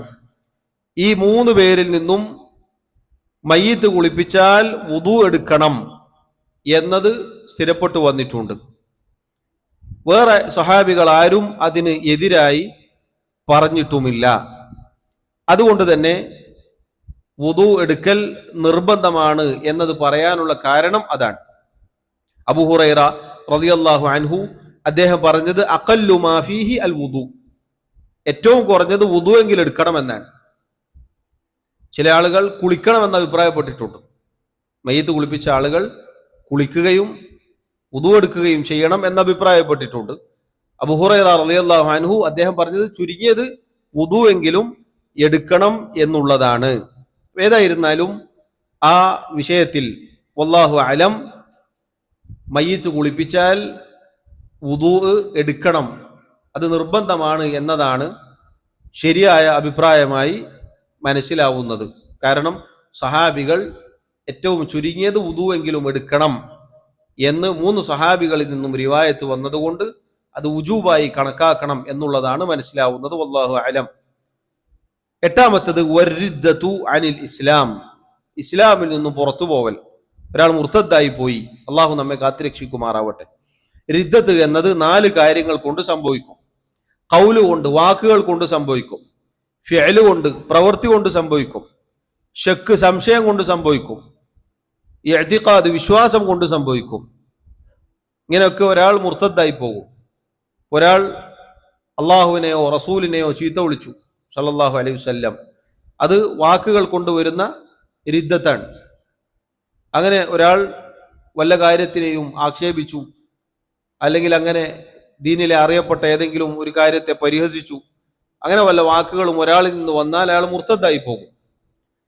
പ്രവൃത്തി എന്നത്, ഫിഅല് എന്നത്, ഒരാൾ അള്ളാഹു അല്ലാത്തവർക്ക് സുജൂദ് ചെയ്തു, ബിംബത്തിനോ വിഗ്രഹത്തിനോ അതല്ലെങ്കിൽ ആ രൂപത്തിലുള്ള എന്തിനെങ്കിലും ഒരാൾ ആരാധിച്ചു, സുജൂദ് ചെയ്തു എങ്കിൽ ഒരാൾ മുർത്തദ്ദായി പോകും. ഇനി ശക്ക്, സംശയം എന്നത് ഒരാൾക്ക് ദീനിലുള്ള ഏതെങ്കിലും വിഷയത്തിൽ സംശയം തോന്നുകയാണ്. നബി സല്ലല്ലാഹു അലൈഹി വസല്ലം പ്രവാചകനാണോ, ഖുർആൻ ഇത് അള്ളാഹു ഇറക്കിയതാണോ എന്നൊക്കെയുള്ള സംശയങ്ങൾ, ഒരാൾ വിശ്വാസമില്ലാത്ത രൂപത്തിൽ സംശയം ഒരാളുടെ മനസ്സിലുണ്ടായാൽ, അല്ലെങ്കിൽ ആ സംശയത്തിൽ ഒരാൾ വീണുപോയാൽ അയാൾ മുർത്തദ്ദായി പോകും. കാരണം നബി സല്ലല്ലാഹു അലൈഹി വസല്ലം അള്ളാഹുവിൻ്റെ റസൂലാണ്, പരിശുദ്ധ ഖുർആൻ അള്ളാഹു അവതരിപ്പിച്ചതാണ്. അത് ഉറച്ച് വിശ്വസിക്കൽ നിർബന്ധമാണ്. അതിൽ ഒരു സംശയവും ഉണ്ടാവാൻ പാടുള്ളതല്ല. അത്തരം ദീനിൽ അറിയപ്പെട്ട വിഷയത്തിൽ ഒരാൾ സംശയിച്ചാൽ, സംശയം ഉണ്ടാക്കിയാൽ അയാൾ മുർത്തദ്ദായി പോകും. 4-മത്തേത് ഇഅ്തിഖാദ്, ഒരാൾ പിഴച്ച വല്ല വിശ്വാസവും വിശ്വസിച്ചു, ദീനിൽ വിശ്വസിക്കാൻ പാടില്ലാത്ത തെറ്റായ, ഖുർആനിനും സുന്നത്തിനും എതിരായ വല്ല വിശ്വാസവും ഒരാൾ വെച്ചു പുലർത്തിയാൽ അയാളും മുർത്തദ്ദായി പോകും. ഇങ്ങനെ റിദ്ദത്തിന് പല കാരണങ്ങളും ഉണ്ട്. അങ്ങനെ ഉണ്ടായാൽ ഒരാളുടെ അമലുകൾ മുഴുവനും പൊളിഞ്ഞു പോകും. അമലുകളിൽ പെട്ടതാണ് വുദു. അള്ളാഹു പറഞ്ഞില്ലേ, ലഇൻ അശ്റക്ത ലയഹ്ബതന്ന അമലുക്, താങ്കൾ എങ്ങാനും ശിർക്ക് ചെയ്താൽ താങ്കളുടെ കർമ്മങ്ങൾ മുഴുവനും പൊളിഞ്ഞു പോകും. അപ്പൊ കർമ്മങ്ങളിൽ പെട്ടതാണ് വുദു, എല്ലാ അമലും പൊളിഞ്ഞു പോകും. അപ്പൊ അതിൽപ്പെട്ടതാണ് വുദുവും. ഒരാൾ മുർത്തദ്ദായി പോയാൽ അയാളുടെ സൽക്കർമ്മങ്ങൾ മുഴുവനും പൊളിഞ്ഞു പോകും എന്നതിൽ വുദുവും പെടും. അത് തന്നെ ചില പണ്ഡിതന്മാർ പറഞ്ഞു, ഒരാൾ മുർത്തദ്ദായിക്കൊണ്ട്, കാഫിറായിക്കൊണ്ട് മരിക്കലാണ് ഉദ്ദേശം. കാരണം വേറെ ആയത്തിൽ അള്ളാഹു പറഞ്ഞിട്ടുണ്ട്, വമൻ യർതദിദ് മിൻകും അൻ ദീനിഹി ഫയമുത് വഹുവ കാഫിർ ഫഉലൈക ഹബിതത് അഅമാലുഹും ഫിദ്ദുനിയ വൽ ആഖിറ. നിങ്ങളിൽ ആരാണോ മുർത്തദ്ദായിക്കൊണ്ട് തന്റെ ദീനിൽ നിന്നും പുറത്ത് പോയിക്കൊണ്ട് മരിച്ചു പോകുന്നത്, കാഫിറായി മരിച്ചു പോകുന്നത്, അവന്റെ എല്ലാ അമലുകളും ദുനിയാവിലും ആഖിറത്തിലും പൊളിഞ്ഞു പോകുന്നതാണ്. അങ്ങനെ ചില പണ്ഡിതന്മാർ പറഞ്ഞിട്ടുണ്ട്. ഒരാൾ മുർത്തദ്ദായി മരിച്ചാലാണ് മുഴുവൻ അമലുകളും പൊളിഞ്ഞു പോവുക. മരിക്കുന്നതിന് മുന്നേ അയാൾ തൗബ ചെയ്താൽ അയാളുടെ അമലുകൾ അയാൾക്ക് അള്ളാഹു തിരിച്ചു നൽകും, അയാൾക്ക് രേഖപ്പെടുത്തും. അങ്ങനെ അഭിപ്രായമുണ്ട്. ഏതായിരുന്നാലും ഹംബലി മദ്ഹബ് പ്രകാരം ഒരാൾ മുർത്തദ്ദായി പോയാൽ അയാളുടെ അമലുകൾ മുഴുവനും പൊളിഞ്ഞു പോകുമെന്നും അതിലൂടെ വുദൂവും പൊളിഞ്ഞു പോകും എന്നതാണ് മനസ്സിലാക്കേണ്ടത്. ഇങ്ങനെ 8 നാഖിലുകളാണ്, വുദൂ മുറിച്ചു കളയുന്ന കാര്യങ്ങളാണ് നമ്മളിവിടെ മനസ്സിലാക്കിയത്. ഇതിൽ നമ്മൾ പറഞ്ഞു പലതും അഭിപ്രായ വ്യത്യാസമുണ്ട്. ആ അഭിപ്രായ വ്യത്യാസങ്ങളിൽ ശരി ഏതാണ് എന്നും സൂചിപ്പിക്കുകയുണ്ടായി. അതിൽ ശരി മനസ്സിലാക്കി പ്രവർത്തിക്കുക എന്നതാണ് നമ്മുടെ മേലുള്ള ബാധ്യത. അള്ളാഹു തൗഫീഖ് നൽകി അനുഗ്രഹിക്കുമാറാവട്ടെ. ഏതൊക്കെയായിരുന്നു 8 നാക്കിൽ കൂടി പറഞ്ഞാലോ? മുൻദ്വാരത്തിലൂടെയോ പിൻദ്വാരത്തിലൂടെയോ വല്ലതും പുറത്തേക്ക് പോകൽ. രണ്ടാമത്തത് ശരീരത്തിൽ നിന്നും ധാരാളമായി നജിസ് പുറത്തേക്ക് പോകൽ. മൂന്നാമത്തത് ബുദ്ധി നീങ്ങിപ്പോകൽ. നാലാമത്തത് സ്ത്രീയെ വികാരത്തോടുകൂടി സ്പർശിക്കൽ. ആ മസ്അലയിൽ ഏറ്റവും ശരിയായത് എങ്ങനെ സ്പർശിച്ചാലും ഉദു മുറിയുകയില്ല, അതിൻ്റെ കാരണം ഉണ്ടായാലല്ലാതെ. അഞ്ചാമത്തേത് കൈകൊണ്ട് ഗുഹ്യാവയവം സ്പർശിക്കൽ. അതും ശരിയായി മനസ്സിലാക്കേണ്ടത് മുറിയും എന്നുള്ളതാണ്. ആ ഹദീസുകൾ വന്ന വിഷയം നമ്മൾ പറഞ്ഞിരുന്നു. ആറാമത്തേത് ഒട്ടകമാംസം ഭക്ഷിക്കൽ. ഏഴാമത്തേത് മയ്യിത്ത് കുളിപ്പിക്കൽ. അതിൽ വുജൂബാണെന്നും മുസ്തഹബാണെന്നും അഭിപ്രായമുണ്ട്. ഏതായിരുന്നാലും ശരിയായത് വുദു എടുക്കുക എന്നുള്ളത് തന്നെയാണ്. എട്ടാമത്തേത് ഇസ്ലാമിൽ നിന്നും ഒരാൾ മുർത്തദ്ദായി പുറത്തേക്ക് പോകൽ. ഇതാണ് സഹോദരങ്ങളെ വുദുവുമായി ബന്ധപ്പെട്ട് അദ്ദേഹം പറഞ്ഞ കാര്യങ്ങൾ. നമ്മൾ 4 നിസ്കാരത്തിന്റെ ഷർത്തുകൾ പറഞ്ഞു. ആ 4 ഷർത്തുകൾ പറയുന്നതിനിടയിലാണ് വുദു വന്നത്. അപ്പോഴാണ് വുദുവുമായി ബന്ധപ്പെട്ട ചില കാര്യങ്ങൾ ഇത്രയും പറഞ്ഞത്. ഷർത്തുകളും ഫർളുകളും വാജിബും അത് മുറിഞ്ഞു പോകുന്ന കാര്യങ്ങളും നമ്മൾ മനസ്സിലാക്കി. ഇനി അഷർത്തുൽ ഖാമിസ്, 5ാമത്തെ ഷർത്ത്. 4 ഷർത്ത് കൂടി പറയണോ? അൽ ഇസ്ലാം, അൽ അഖ്ലു, അൽ തമീസു, വറഫഉൽ ഹദസ് വഹുവൽ വുദു.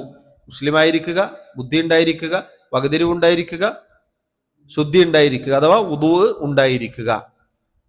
നിസ്കാരത്തിന്റെ ഷർത്തുകൾ 9 എണ്ണമാണ്.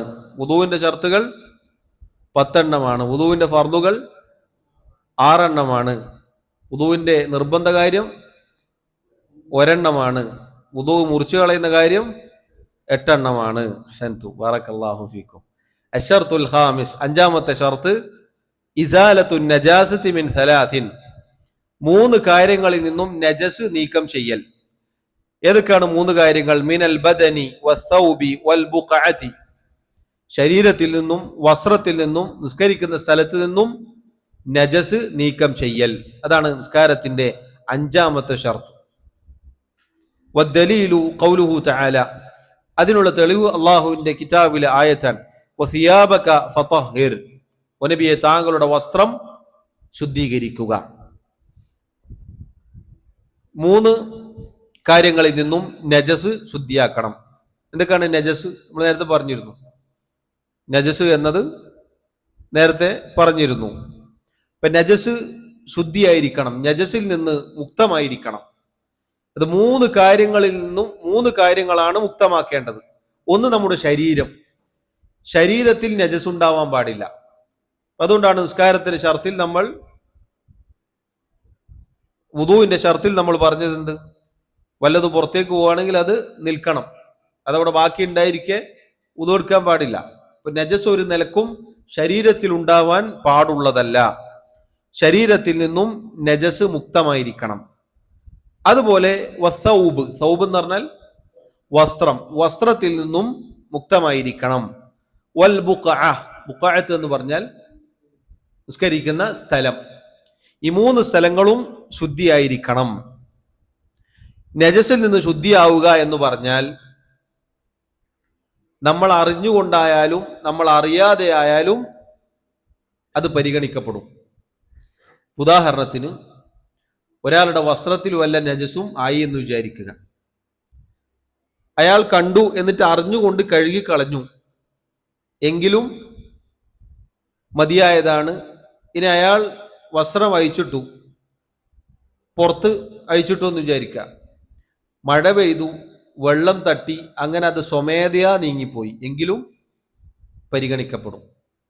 നജസ് നീക്കം ചെയ്യാൻ നിയ്യത്തിന്റെ ആവശ്യമില്ല എന്നാണ് പറഞ്ഞത്. മനസ്സിലായോ? നജസ് നീക്കം ചെയ്യാൻ പ്രത്യേക നിയ്യത്ത് വേണ്ടതില്ല. നമ്മൾ അറിഞ്ഞുകൊണ്ടായാലും അറിയാതെ ആയാലും അത് നീങ്ങിപ്പോയാൽ നജസ് നീങ്ങിയതായി പരിഗണിക്കും. ഒരു നിലക്കും നജസ് ഉണ്ടാവാൻ പാടില്ല എന്നതാണ് ആ പറഞ്ഞതിന്റെ ചുരുക്കം. ഒന്നാമത്തത് ശരീരമാണ്. വസിയാബക ഫതഹിർ എന്ന ആയത്ത് മാത്രമേ ഷെയ്ഖ് ഇവിടെ തെളിവായി പറഞ്ഞിട്ടുള്ളൂ. അഥവാ അത് വസ്ത്രത്തിന്റെ കാര്യത്തിലാണ് പറഞ്ഞത്. അതിന്റെ തഫ്സീറിൽ ഒരുപാട് വിശദീകരണങ്ങൾ വന്നിട്ടുണ്ട്. വസിയാബക ഫതഹിർ എന്ന് പറഞ്ഞാൽ മിനദ്ദുനൂബി വൽ മആസി, തിന്മകളിൽ നിന്ന്, പാപങ്ങളിൽ നിന്ന് നിന്റെ ശരീരത്തെ, മനസ്സിനെ ശുദ്ധിയാക്കുക എന്നതിനർത്ഥം പറയാം. അതല്ലെങ്കിൽ ഇമാം മുഹമ്മദ് ബിൻ സീരീൻ റഹിമഹുല്ലാ അദ്ദേഹം പറഞ്ഞതുപോലെ ഇഗ്സിൽഹാ ബിൽ മാ, വെള്ളം കൊണ്ട് വസ്ത്രം കഴുകി വൃത്തിയാക്കുക എന്നതാണ് അതിൻ്റെ അർത്ഥം എന്നിങ്ങനെയൊക്കെ അതിന് തഫ്സീർ വന്നിട്ടുണ്ട്. ഈ പറഞ്ഞതൊക്കെ പരിഗണിക്കപ്പെടുന്ന രൂപത്തിലാണ് ഒരൊറ്റ തെളിവ് മാത്രം അദ്ദേഹം അവിടെ കൊടുത്തത്. ഒന്നാമത്തേത് ശരീരമാണ്. ശരീരം നജസിൽ നിന്ന് മുക്തമായിരിക്കണം. അതാണ് നേരത്തെ പറഞ്ഞതുപോലെ ഇസ്തിൻജാവും ഇസ്തിജുമാറൊക്കെ പറഞ്ഞിട്ടുള്ളത്. രണ്ടാമത്തേത് വസ്ത്രമാണ്. വസ്ത്രം ശുദ്ധിയാവണം. അതെന്തായാലും ആയത്തിൽ വന്നിട്ടുണ്ട്. ഹദീസുകളിൽ കാണാം നബി സല്ലല്ലാഹു അലൈഹി വസല്ലം ഇസ്തിഹാദത്തുള്ള സ്ത്രീയോട് എന്തു പറഞ്ഞിട്ടുണ്ട്? നിസ്കാരത്തിന്റെ സമയമായാൽ കഴുകി വൃത്തിയാക്കി വുദു എടുത്ത് നിസ്കരിക്കണം എന്ന് പറഞ്ഞിട്ടുണ്ട്. അതാണ് തെളിവ് പിടിച്ചത്. എന്ത്? ഈ ആയത്തും അതുപോലെയുള്ള സംഭവങ്ങളുമാണ് തെളിവ് പിടിച്ചത്. അതുപോലെ മദി പുറപ്പെട്ടു കഴിഞ്ഞാൽ കഴുകി വൃത്തിയാക്കുകയും വുദു ചെയ്യുകയും ചെയ്യണം എന്ന് പറഞ്ഞ ഹദീസുകൾ കാണാം. അപ്പൊ ശരീരത്തിലും വസ്ത്രത്തിലും നജസ് ഉണ്ടാവാൻ പാടില്ല. അതുപോലെ അൽ ബുഖഅ, നിസ്കരിക്കുന്ന സ്ഥലം, അതിനുള്ള തെളിവ് നബി സല്ലല്ലാഹു അലൈഹി വസല്ലമയുടെ കാലത്ത് ഒരു അറാബി വന്ന് പള്ളിയിൽ മൂത്രമൊഴിക്കുകയുണ്ടായി. അപ്പൊ നബി സല്ലല്ലാഹു അലൈഹി വസല്ലം ഒരു പാത്രത്തിൽ വെള്ളം കൊണ്ടുവരാൻ പറഞ്ഞു. എന്നിട്ട് അതിന്റെ മുകളിലേക്ക് ഒഴിക്കുകയുണ്ടായി. നിസ്കരിക്കുന്ന സ്ഥലം ശുദ്ധിയാവണം എന്നതിനുള്ള തെളിവാണത്. നജസ് ഉണ്ടായാൽ കഴുകി വൃത്തിയാക്കണം എന്നതിനുള്ള തെളിവാണത്. ഇങ്ങനെ 3 സ്ഥലങ്ങളും ശുദ്ധിയായിരിക്കണം. ഇത് 3ഉം ശുദ്ധിയായില്ലെങ്കിൽ നിസ്കാരം ശരിയാവുകയില്ല. അല്ലെങ്കിൽ 3-ൽ ഏതെങ്കിലും ഒന്നിൽ വല്ല നജസും ഉണ്ടായാൽ നമ്മുടെ നിസ്കാരം അത് ബാധിക്കും, നിസ്കാരം ശരിയാവുകയില്ല എന്നുള്ളതാണ്. ഇനി പണ്ഡിതന്മാർ പറഞ്ഞു, ഒരാൾ നിസ്കരിക്കുകയാണ്. അപ്പൊ നിസ്കാരത്തിനിടയിൽ അയാളുടെ വസ്ത്രത്തിൽ നജസുള്ളതായി അയാൾക്ക് ഓർമ്മ വന്നു, അല്ലെങ്കിൽ ശരീരത്തിൽ നജസുള്ളതായി അയാൾക്ക് ഓർമ്മ വന്നു. എന്താണ് അയാൾ ചെയ്യേണ്ടത്? 2 അവസ്ഥകളാണ് അയാൾക്കുള്ളത്. ഒന്ന്, നിസ്കാരത്തിന്റെ ഇടയിലാണ് അയാൾക്ക് ഓർമ്മ വന്നത്. നിസ്കാരത്തിന്റെ ഇടയിൽ അയാൾക്ക് ഓർമ്മ വന്നു. ഇപ്പൊ പറഞ്ഞതുപോലെ നിസ്കാരം പൂർത്തിയായിട്ടില്ല. അങ്ങനെയാണെങ്കിൽ അയാളുടെ വസ്ത്രം അഴിച്ചു മാറ്റാൻ പറ്റുന്ന വസ്ത്രമാണെങ്കിൽ, ഇപ്പൊ തലപ്പാവ്, തൊപ്പിയിലോ അല്ലെങ്കിൽ മേൽവസ്ത്രത്തിലോ ഒക്കെയാണ് നജസ് ഉള്ളതായി അയാൾക്ക് ഓർമ്മ വന്നത് എങ്കിൽ അയാൾ എന്ത് ചെയ്യണം? അത് അഴിച്ചു മാറ്റി വെക്കണം. അതിനുള്ള തെളിവ് നബി സല്ലല്ലാഹു അലൈഹി വസല്ലം സഹാബത്തുമായി നിസ്കരിക്കുന്ന സമയത്ത് ഒരിക്കൽ അവിടുത്തെ ചെരുപ്പുകൾ അഴിച്ചു മാറ്റുകയുണ്ടായി. സഹാബത്തും അതുപോലെ ചെയ്തു. നിസ്കാരം കഴിഞ്ഞപ്പോൾ ചോദിക്കുകയുണ്ടായി. നബി സല്ലല്ലാഹു അലൈഹി വസല്ലം പറഞ്ഞു, ജിബ്രീൽ അലൈഹി സ്വലാത്തു വസ്സലാം വന്നുകൊണ്ട് എൻ്റെ ചെരുപ്പിൽ അഴുക്കുണ്ട്, നജസുണ്ട് എന്ന് എനിക്ക് പറഞ്ഞു തന്നു. അപ്പോൾ ഞാനത് അഴിച്ചു വെച്ചതാണ്. അപ്പൊ അതാണ് തെളിവ്. നിസ്കാരത്തിൽ അഴിച്ചു വെക്കാൻ പറ്റുന്ന കാര്യമാണെങ്കിൽ എന്ത് ചെയ്യാം? അഴിച്ചു വെക്കാം. അതല്ലാതെ അയാൾ കൈയിളക്കി നിസ്കാരം മുറിക്കേണ്ടതില്ല. ഇനി ഒരാളുടെ അഴിച്ചു മാറ്റാൻ പറ്റാത്ത വസ്ത്രത്തിലാണ്, ഇപ്പൊ ഉടുമുണ്ടിലാണ് എന്ന് വിചാരിക്കാം, നിസ്കാരത്തിനിടയിൽ പെട്ടെന്ന് ഓർമ്മ വന്നു അല്ലെങ്കിൽ കണ്ടു. അങ്ങനെയാണെങ്കിൽ അയാൾ എന്ത് വേണം? അതെന്തായാലും ഊരാൻ പറ്റൂല. നിസ്കാരം മുറിക്കണം. എന്നിട്ട് പോയി അത് കഴുകി അല്ലെങ്കിൽ വസ്ത്രം മാറ്റി വീണ്ടും നിസ്കരിക്കണം. രണ്ടാമത്തെ ഒരു അവസ്ഥ, നിസ്കാരത്തിന് ശേഷമാണ് ഒരാൾക്ക് ഓർമ്മ വന്നത്. നിസ്കാരം കഴിഞ്ഞു, നിസ്കാരത്തിന് ശേഷം അയാൾ കാണുകയാണ്, അല്ലെങ്കിൽ അയാൾക്ക് ഓർമ്മ വന്നു. അയാൾ എന്ത് വേണം?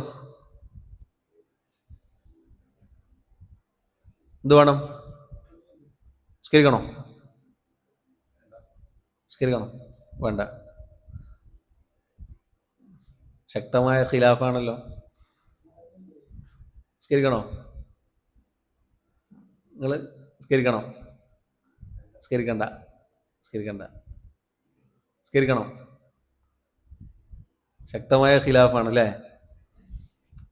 അതിൽ വല്ലാഹു അലം ശരിയായിട്ടുള്ളത് നിസ്കാരം മടക്കേണ്ടതില്ല എന്നുള്ളതാണ്. നിസ്കാരത്തിന് ശേഷം ഒരാൾ കാണുകയാണെങ്കിൽ അതിന് പണ്ഡിതന്മാർ തെളിവ് പിടിച്ചിട്ടുള്ളത് റബ്ബന ലാ തുആഖിദ്ന ഇൻ നസീന ഔ അഖ്തഅന, അല്ലാഹുവേ ഞങ്ങളുടെ റബ്ബേ, ഞങ്ങൾ മറന്നതിന്റെ പേരിലും നമുക്ക് സംഭവിച്ച അബദ്ധത്തിന്റെ പേരിലും നീ ഞങ്ങൾ പിടികൂടരുതേ എന്ന ആയത്താണ് അവർ തെളിവ് പറഞ്ഞിട്ടുള്ളത്. അപ്പൊ നിസ്കാരത്തിന് ശേഷമാണ് ഒരാൾ കാണുന്നത് എങ്കിൽ അയാളുടെ നിസ്കാരം സ്വഹീഹായിട്ട് പരിഗണിക്കപ്പെടും എന്നുള്ളതാണ് വല്ലാഹു അലം. കുഴപ്പമില്ല, നിസ്കാരത്തിന് ശേഷമാണെങ്കിൽ അത് പരിഗണിക്കപ്പെടൂല എന്നുള്ളതാണ്. നിസ്കാരം ശരിയായിട്ട് പരിഗണിക്കും. നിസ്കാരത്തിന്റെ ഇടയിലാണെങ്കിൽ രണ്ടാലൊരവസ്ഥയാണ്. ഒന്നല്ലെങ്കിൽ വസ്ത്രം എന്താണോ അത് മാറ്റിവെക്കാൻ പറ്റുന്നതാണെങ്കിൽ മാറ്റിവെക്കണം, അല്ല എന്നുണ്ടെങ്കിൽ കൈ ഇളക്കിയിട്ട് പോകണം, നിസ്കാരം മുറിച്ചിട്ട് പോകണം. നിസ്കാരം കഴിഞ്ഞതാണെങ്കിൽ നിസ്കാരം മടക്കേണ്ടതില്ല എന്നതാണ് പറഞ്ഞിട്ടുള്ളത്. വല്ലാഹു അലം. നമ്മൾ നേരത്തെ പറഞ്ഞു ഒരു മസ്അല, നജസ് അത് ശുദ്ധിയാവാൻ അല്ലെങ്കിൽ അത് വൃത്തിയാവാൻ നിയത്ത് വേണ്ടതില്ല, എങ്ങനെയെങ്കിലും പോയാൽ അത് പരിഗണിക്കും. എന്നാൽ ഒരാൾക്ക് ഹദസ് ഉണ്ടായി, അശുദ്ധി ഉണ്ടായി, അശുദ്ധി ഉണ്ടായിരിക്കെ ഒരാൾ നിസ്കരിച്ചു, അയാളുടെ നിസ്കാരം പരിഗണിക്കപ്പെടുമോ? ശരിയാവുമോ? ഇല്ല. കാരണം അശുദ്ധിയിൽ നിന്ന് ശുദ്ധിയാവാൻ എന്ത് വേണം? നിയത്ത് വേണം. കാരണം വുദൂവിന് നിയത്ത് വേണം, വലിയ ശുദ്ധിയാണെങ്കിൽ കുളിക്ക് നിയത്ത് വേണം. നജസാണ് നിയത്തില്ലാതെ ശുദ്ധിയാവുക. ഒരാൾ സ്വമേധയാ കഴുകിയാലും താനെ അത് നീങ്ങിപ്പോയാലും കുഴപ്പമില്ല. എന്നാൽ ഹദസ് ആണെങ്കിൽ, അശുദ്ധിയാണെങ്കിൽ ഒരാൾ നിയത്തോടുകൂടി തന്നെ അത് ശുദ്ധിയാവണം. ഒരാൾക്ക് വലിയ ശുദ്ധിയുണ്ട്, പക്ഷെ അയാൾ അത് മറന്നുപോയി. അയാൾ മറന്നുപോയി, നിസ്കാരത്തിന്റെ സമയമായപ്പോൾ വുദൂ എടുത്തിട്ട് നിസ്കരിച്ചു. നിസ്കാരത്തിന്റെ ഇടയിലോ അല്ലെങ്കിൽ നിസ്കാരം കഴിഞ്ഞതിന് ശേഷമോ ഓർമ്മ വന്നു, എന്ത് വേണം? നിസ്കാരത്തിന്റെ ഇടയിലാണെങ്കിൽ മുറിച്ചിട്ട് പോയിട്ട് കുളിച്ചിട്ട് വരണം. നിസ്കാരം കഴിഞ്ഞിട്ടാണെങ്കിൽ കുളിച്ചിട്ട് മടക്കി നിസ്കരിക്കണം. എന്നാൽ നജസിന്റെ കാര്യത്തിൽ എന്താണ്? അയച്ചു വെക്കാൻ പറ്റുകയാണെങ്കിൽ അയച്ചു വെക്കുക, ഇനി നിസ്കാരത്തിന് ശേഷമാണെങ്കിൽ കുഴപ്പമില്ല. അതൊരു മസ്അലയായി സൂചിപ്പിച്ചു എന്ന് മാത്രം. 5 നിസ്കാരത്തിന്റെ ഷർത്തുകളാണ് ഇതുവരെ പറഞ്ഞത്. ഫിഖ് ആയതുകൊണ്ട് ഫിഖിലെ അഭിപ്രായങ്ങളും ഖിലാഫുകളും അതൊക്കെ ആയതുകൊണ്ടാണ് വളരെ പതുക്കെ ഘോര ശബ്ദമില്ലാതെ ക്ലാസ്സുകൾ പോകുന്നത്. അപ്പം അതുകൊണ്ട് പ്രയാസം തോന്നരുത്. നമ്മൾ പഠിച്ചിരിക്കേണ്ട മസായിലുകളാണ്, പഠിച്ചിരിക്കേണ്ട മസലകളാണ്. നമുക്ക് പലപ്പോഴും സംശയമുണ്ടാകുന്ന, നമ്മുടെ ജീവിതത്തിൽ ആവശ്യമുള്ള പല കാര്യങ്ങളാണ് ഈ പറഞ്ഞത്. അത് പറഞ്ഞതുപോലെ ഫിഖഹിയായ മസല ആയതുകൊണ്ട് ചിലപ്പോൾ കൂടുതൽ തെളിവ് കണ്ടെത്തുമ്പോൾ നമുക്ക് ആ അഭിപ്രായത്തോട് എതിരഭിപ്രായം വന്നേക്കാം, അതല്ലെങ്കിൽ അത് മാറിയേക്കാം. ഉലമാക്കൾക്കിടയിൽ തന്നെ ഇപ്പം നമ്മൾ ഒരുപാട് പറഞ്ഞല്ലോ. അപ്പം അതിൽ ഏറ്റവും സുരക്ഷിതമായത് തെളിവിൻ്റെ പിൻബലത്തോടുകൂടി നമ്മൾ ഇബാദത്തുകൾ ചെയ്യുക, അതനുസരിച്ച് മുന്നോട്ട് പോവാൻ നമ്മൾ ശ്രമിക്കുക. നമ്മൾ പഠിച്ചത് ചിലപ്പോൾ അതിനെതിരായിട്ടാണ് പിന്നീട് കേൾക്കുന്നതെങ്കിലും അത്ഭുതപ്പെടേണ്ടതില്ല, അതിലേക്ക് മടങ്ങുക എന്നുള്ളതാണ് ശരിയായി നാം സ്വീകരിക്കേണ്ട നിലപാട്. അള്ളാഹു തൗഫീഖ് നൽകി അനുഗ്രഹിക്കുമാറാവട്ടെ. 5 നിസ്കാരത്തിന്റെ ഷർത്തുകളാണ് ഇതുവരെ പറഞ്ഞത്. ഇൻഷാ അള്ളാഹ് ഇനിയും 4 ഷർത്തുകൾ കൂടിയുണ്ട്. അത് അടുത്ത ദർസിൽ നമുക്ക് വിശദീകരിക്കാം. അള്ളാഹു സുബ്ഹാനഹു വ തആല പഠിക്കാനും ജീവിതത്തിൽ പ്രാവർത്തികമാക്കാനും നമ്മെ സഹായിക്കുമാറാവട്ടെ. റബ്ബ് സുബ്ഹാനഹു വ തആല പഠിച്ചു പൂർത്തീകരിക്കാൻ നമ്മെ സഹായിക്കുമാറാവട്ടെ. അള്ളാഹു നമ്മിൽ നിന്നും സ്വീകരിക്കുമാറാവട്ടെ. നമ്മുടെ തെറ്റുകുറ്റങ്ങൾ, ന്യൂനതകൾ, കുറവുകൾ അള്ളാഹു തആല വിട്ടുപുറത്ത് മാപ്പാക്കി നൽകുമാറാവട്ടെ. ഒരുപാട് ആളുകൾ രോഗം കൊണ്ട് പ്രയാസപ്പെടുന്ന ആളുകളുണ്ട്. അള്ളാഹു അവർക്ക് ശിഫാ നൽകുമാറാവട്ടെ. നമ്മുടെ പ്രാർത്ഥനകളിൽ അവരെ ഉൾപ്പെടുത്തണം. അതുപോലെ ഈമാനോടുകൂടി നമ്മിൽ നിന്നും മരണപ്പെട്ടു പോയവർക്ക് അള്ളാഹു മഗ്ഫിറത്ത് നൽകുമാറാവട്ടെ. അള്ളാഹു തആല നമ്മെ എല്ലാവരെയും അവൻ്റെ ജന്നാത്തുൽ ഫിർദൗസിൽ ഒരുമിച്ച് ചേർക്കുമാറാവട്ടെ. والله تعالى أعلى وأعلم. وصلى الله وسلم وبارك على نبينا محمد وعلى آله وأصحابه أجمعين. سبحانك اللهم وبحمدك أشهد أن لا إله إلا أنت أستغفرك وأتوب إليك. والسلام عليكم ورحمة الله وبركاته.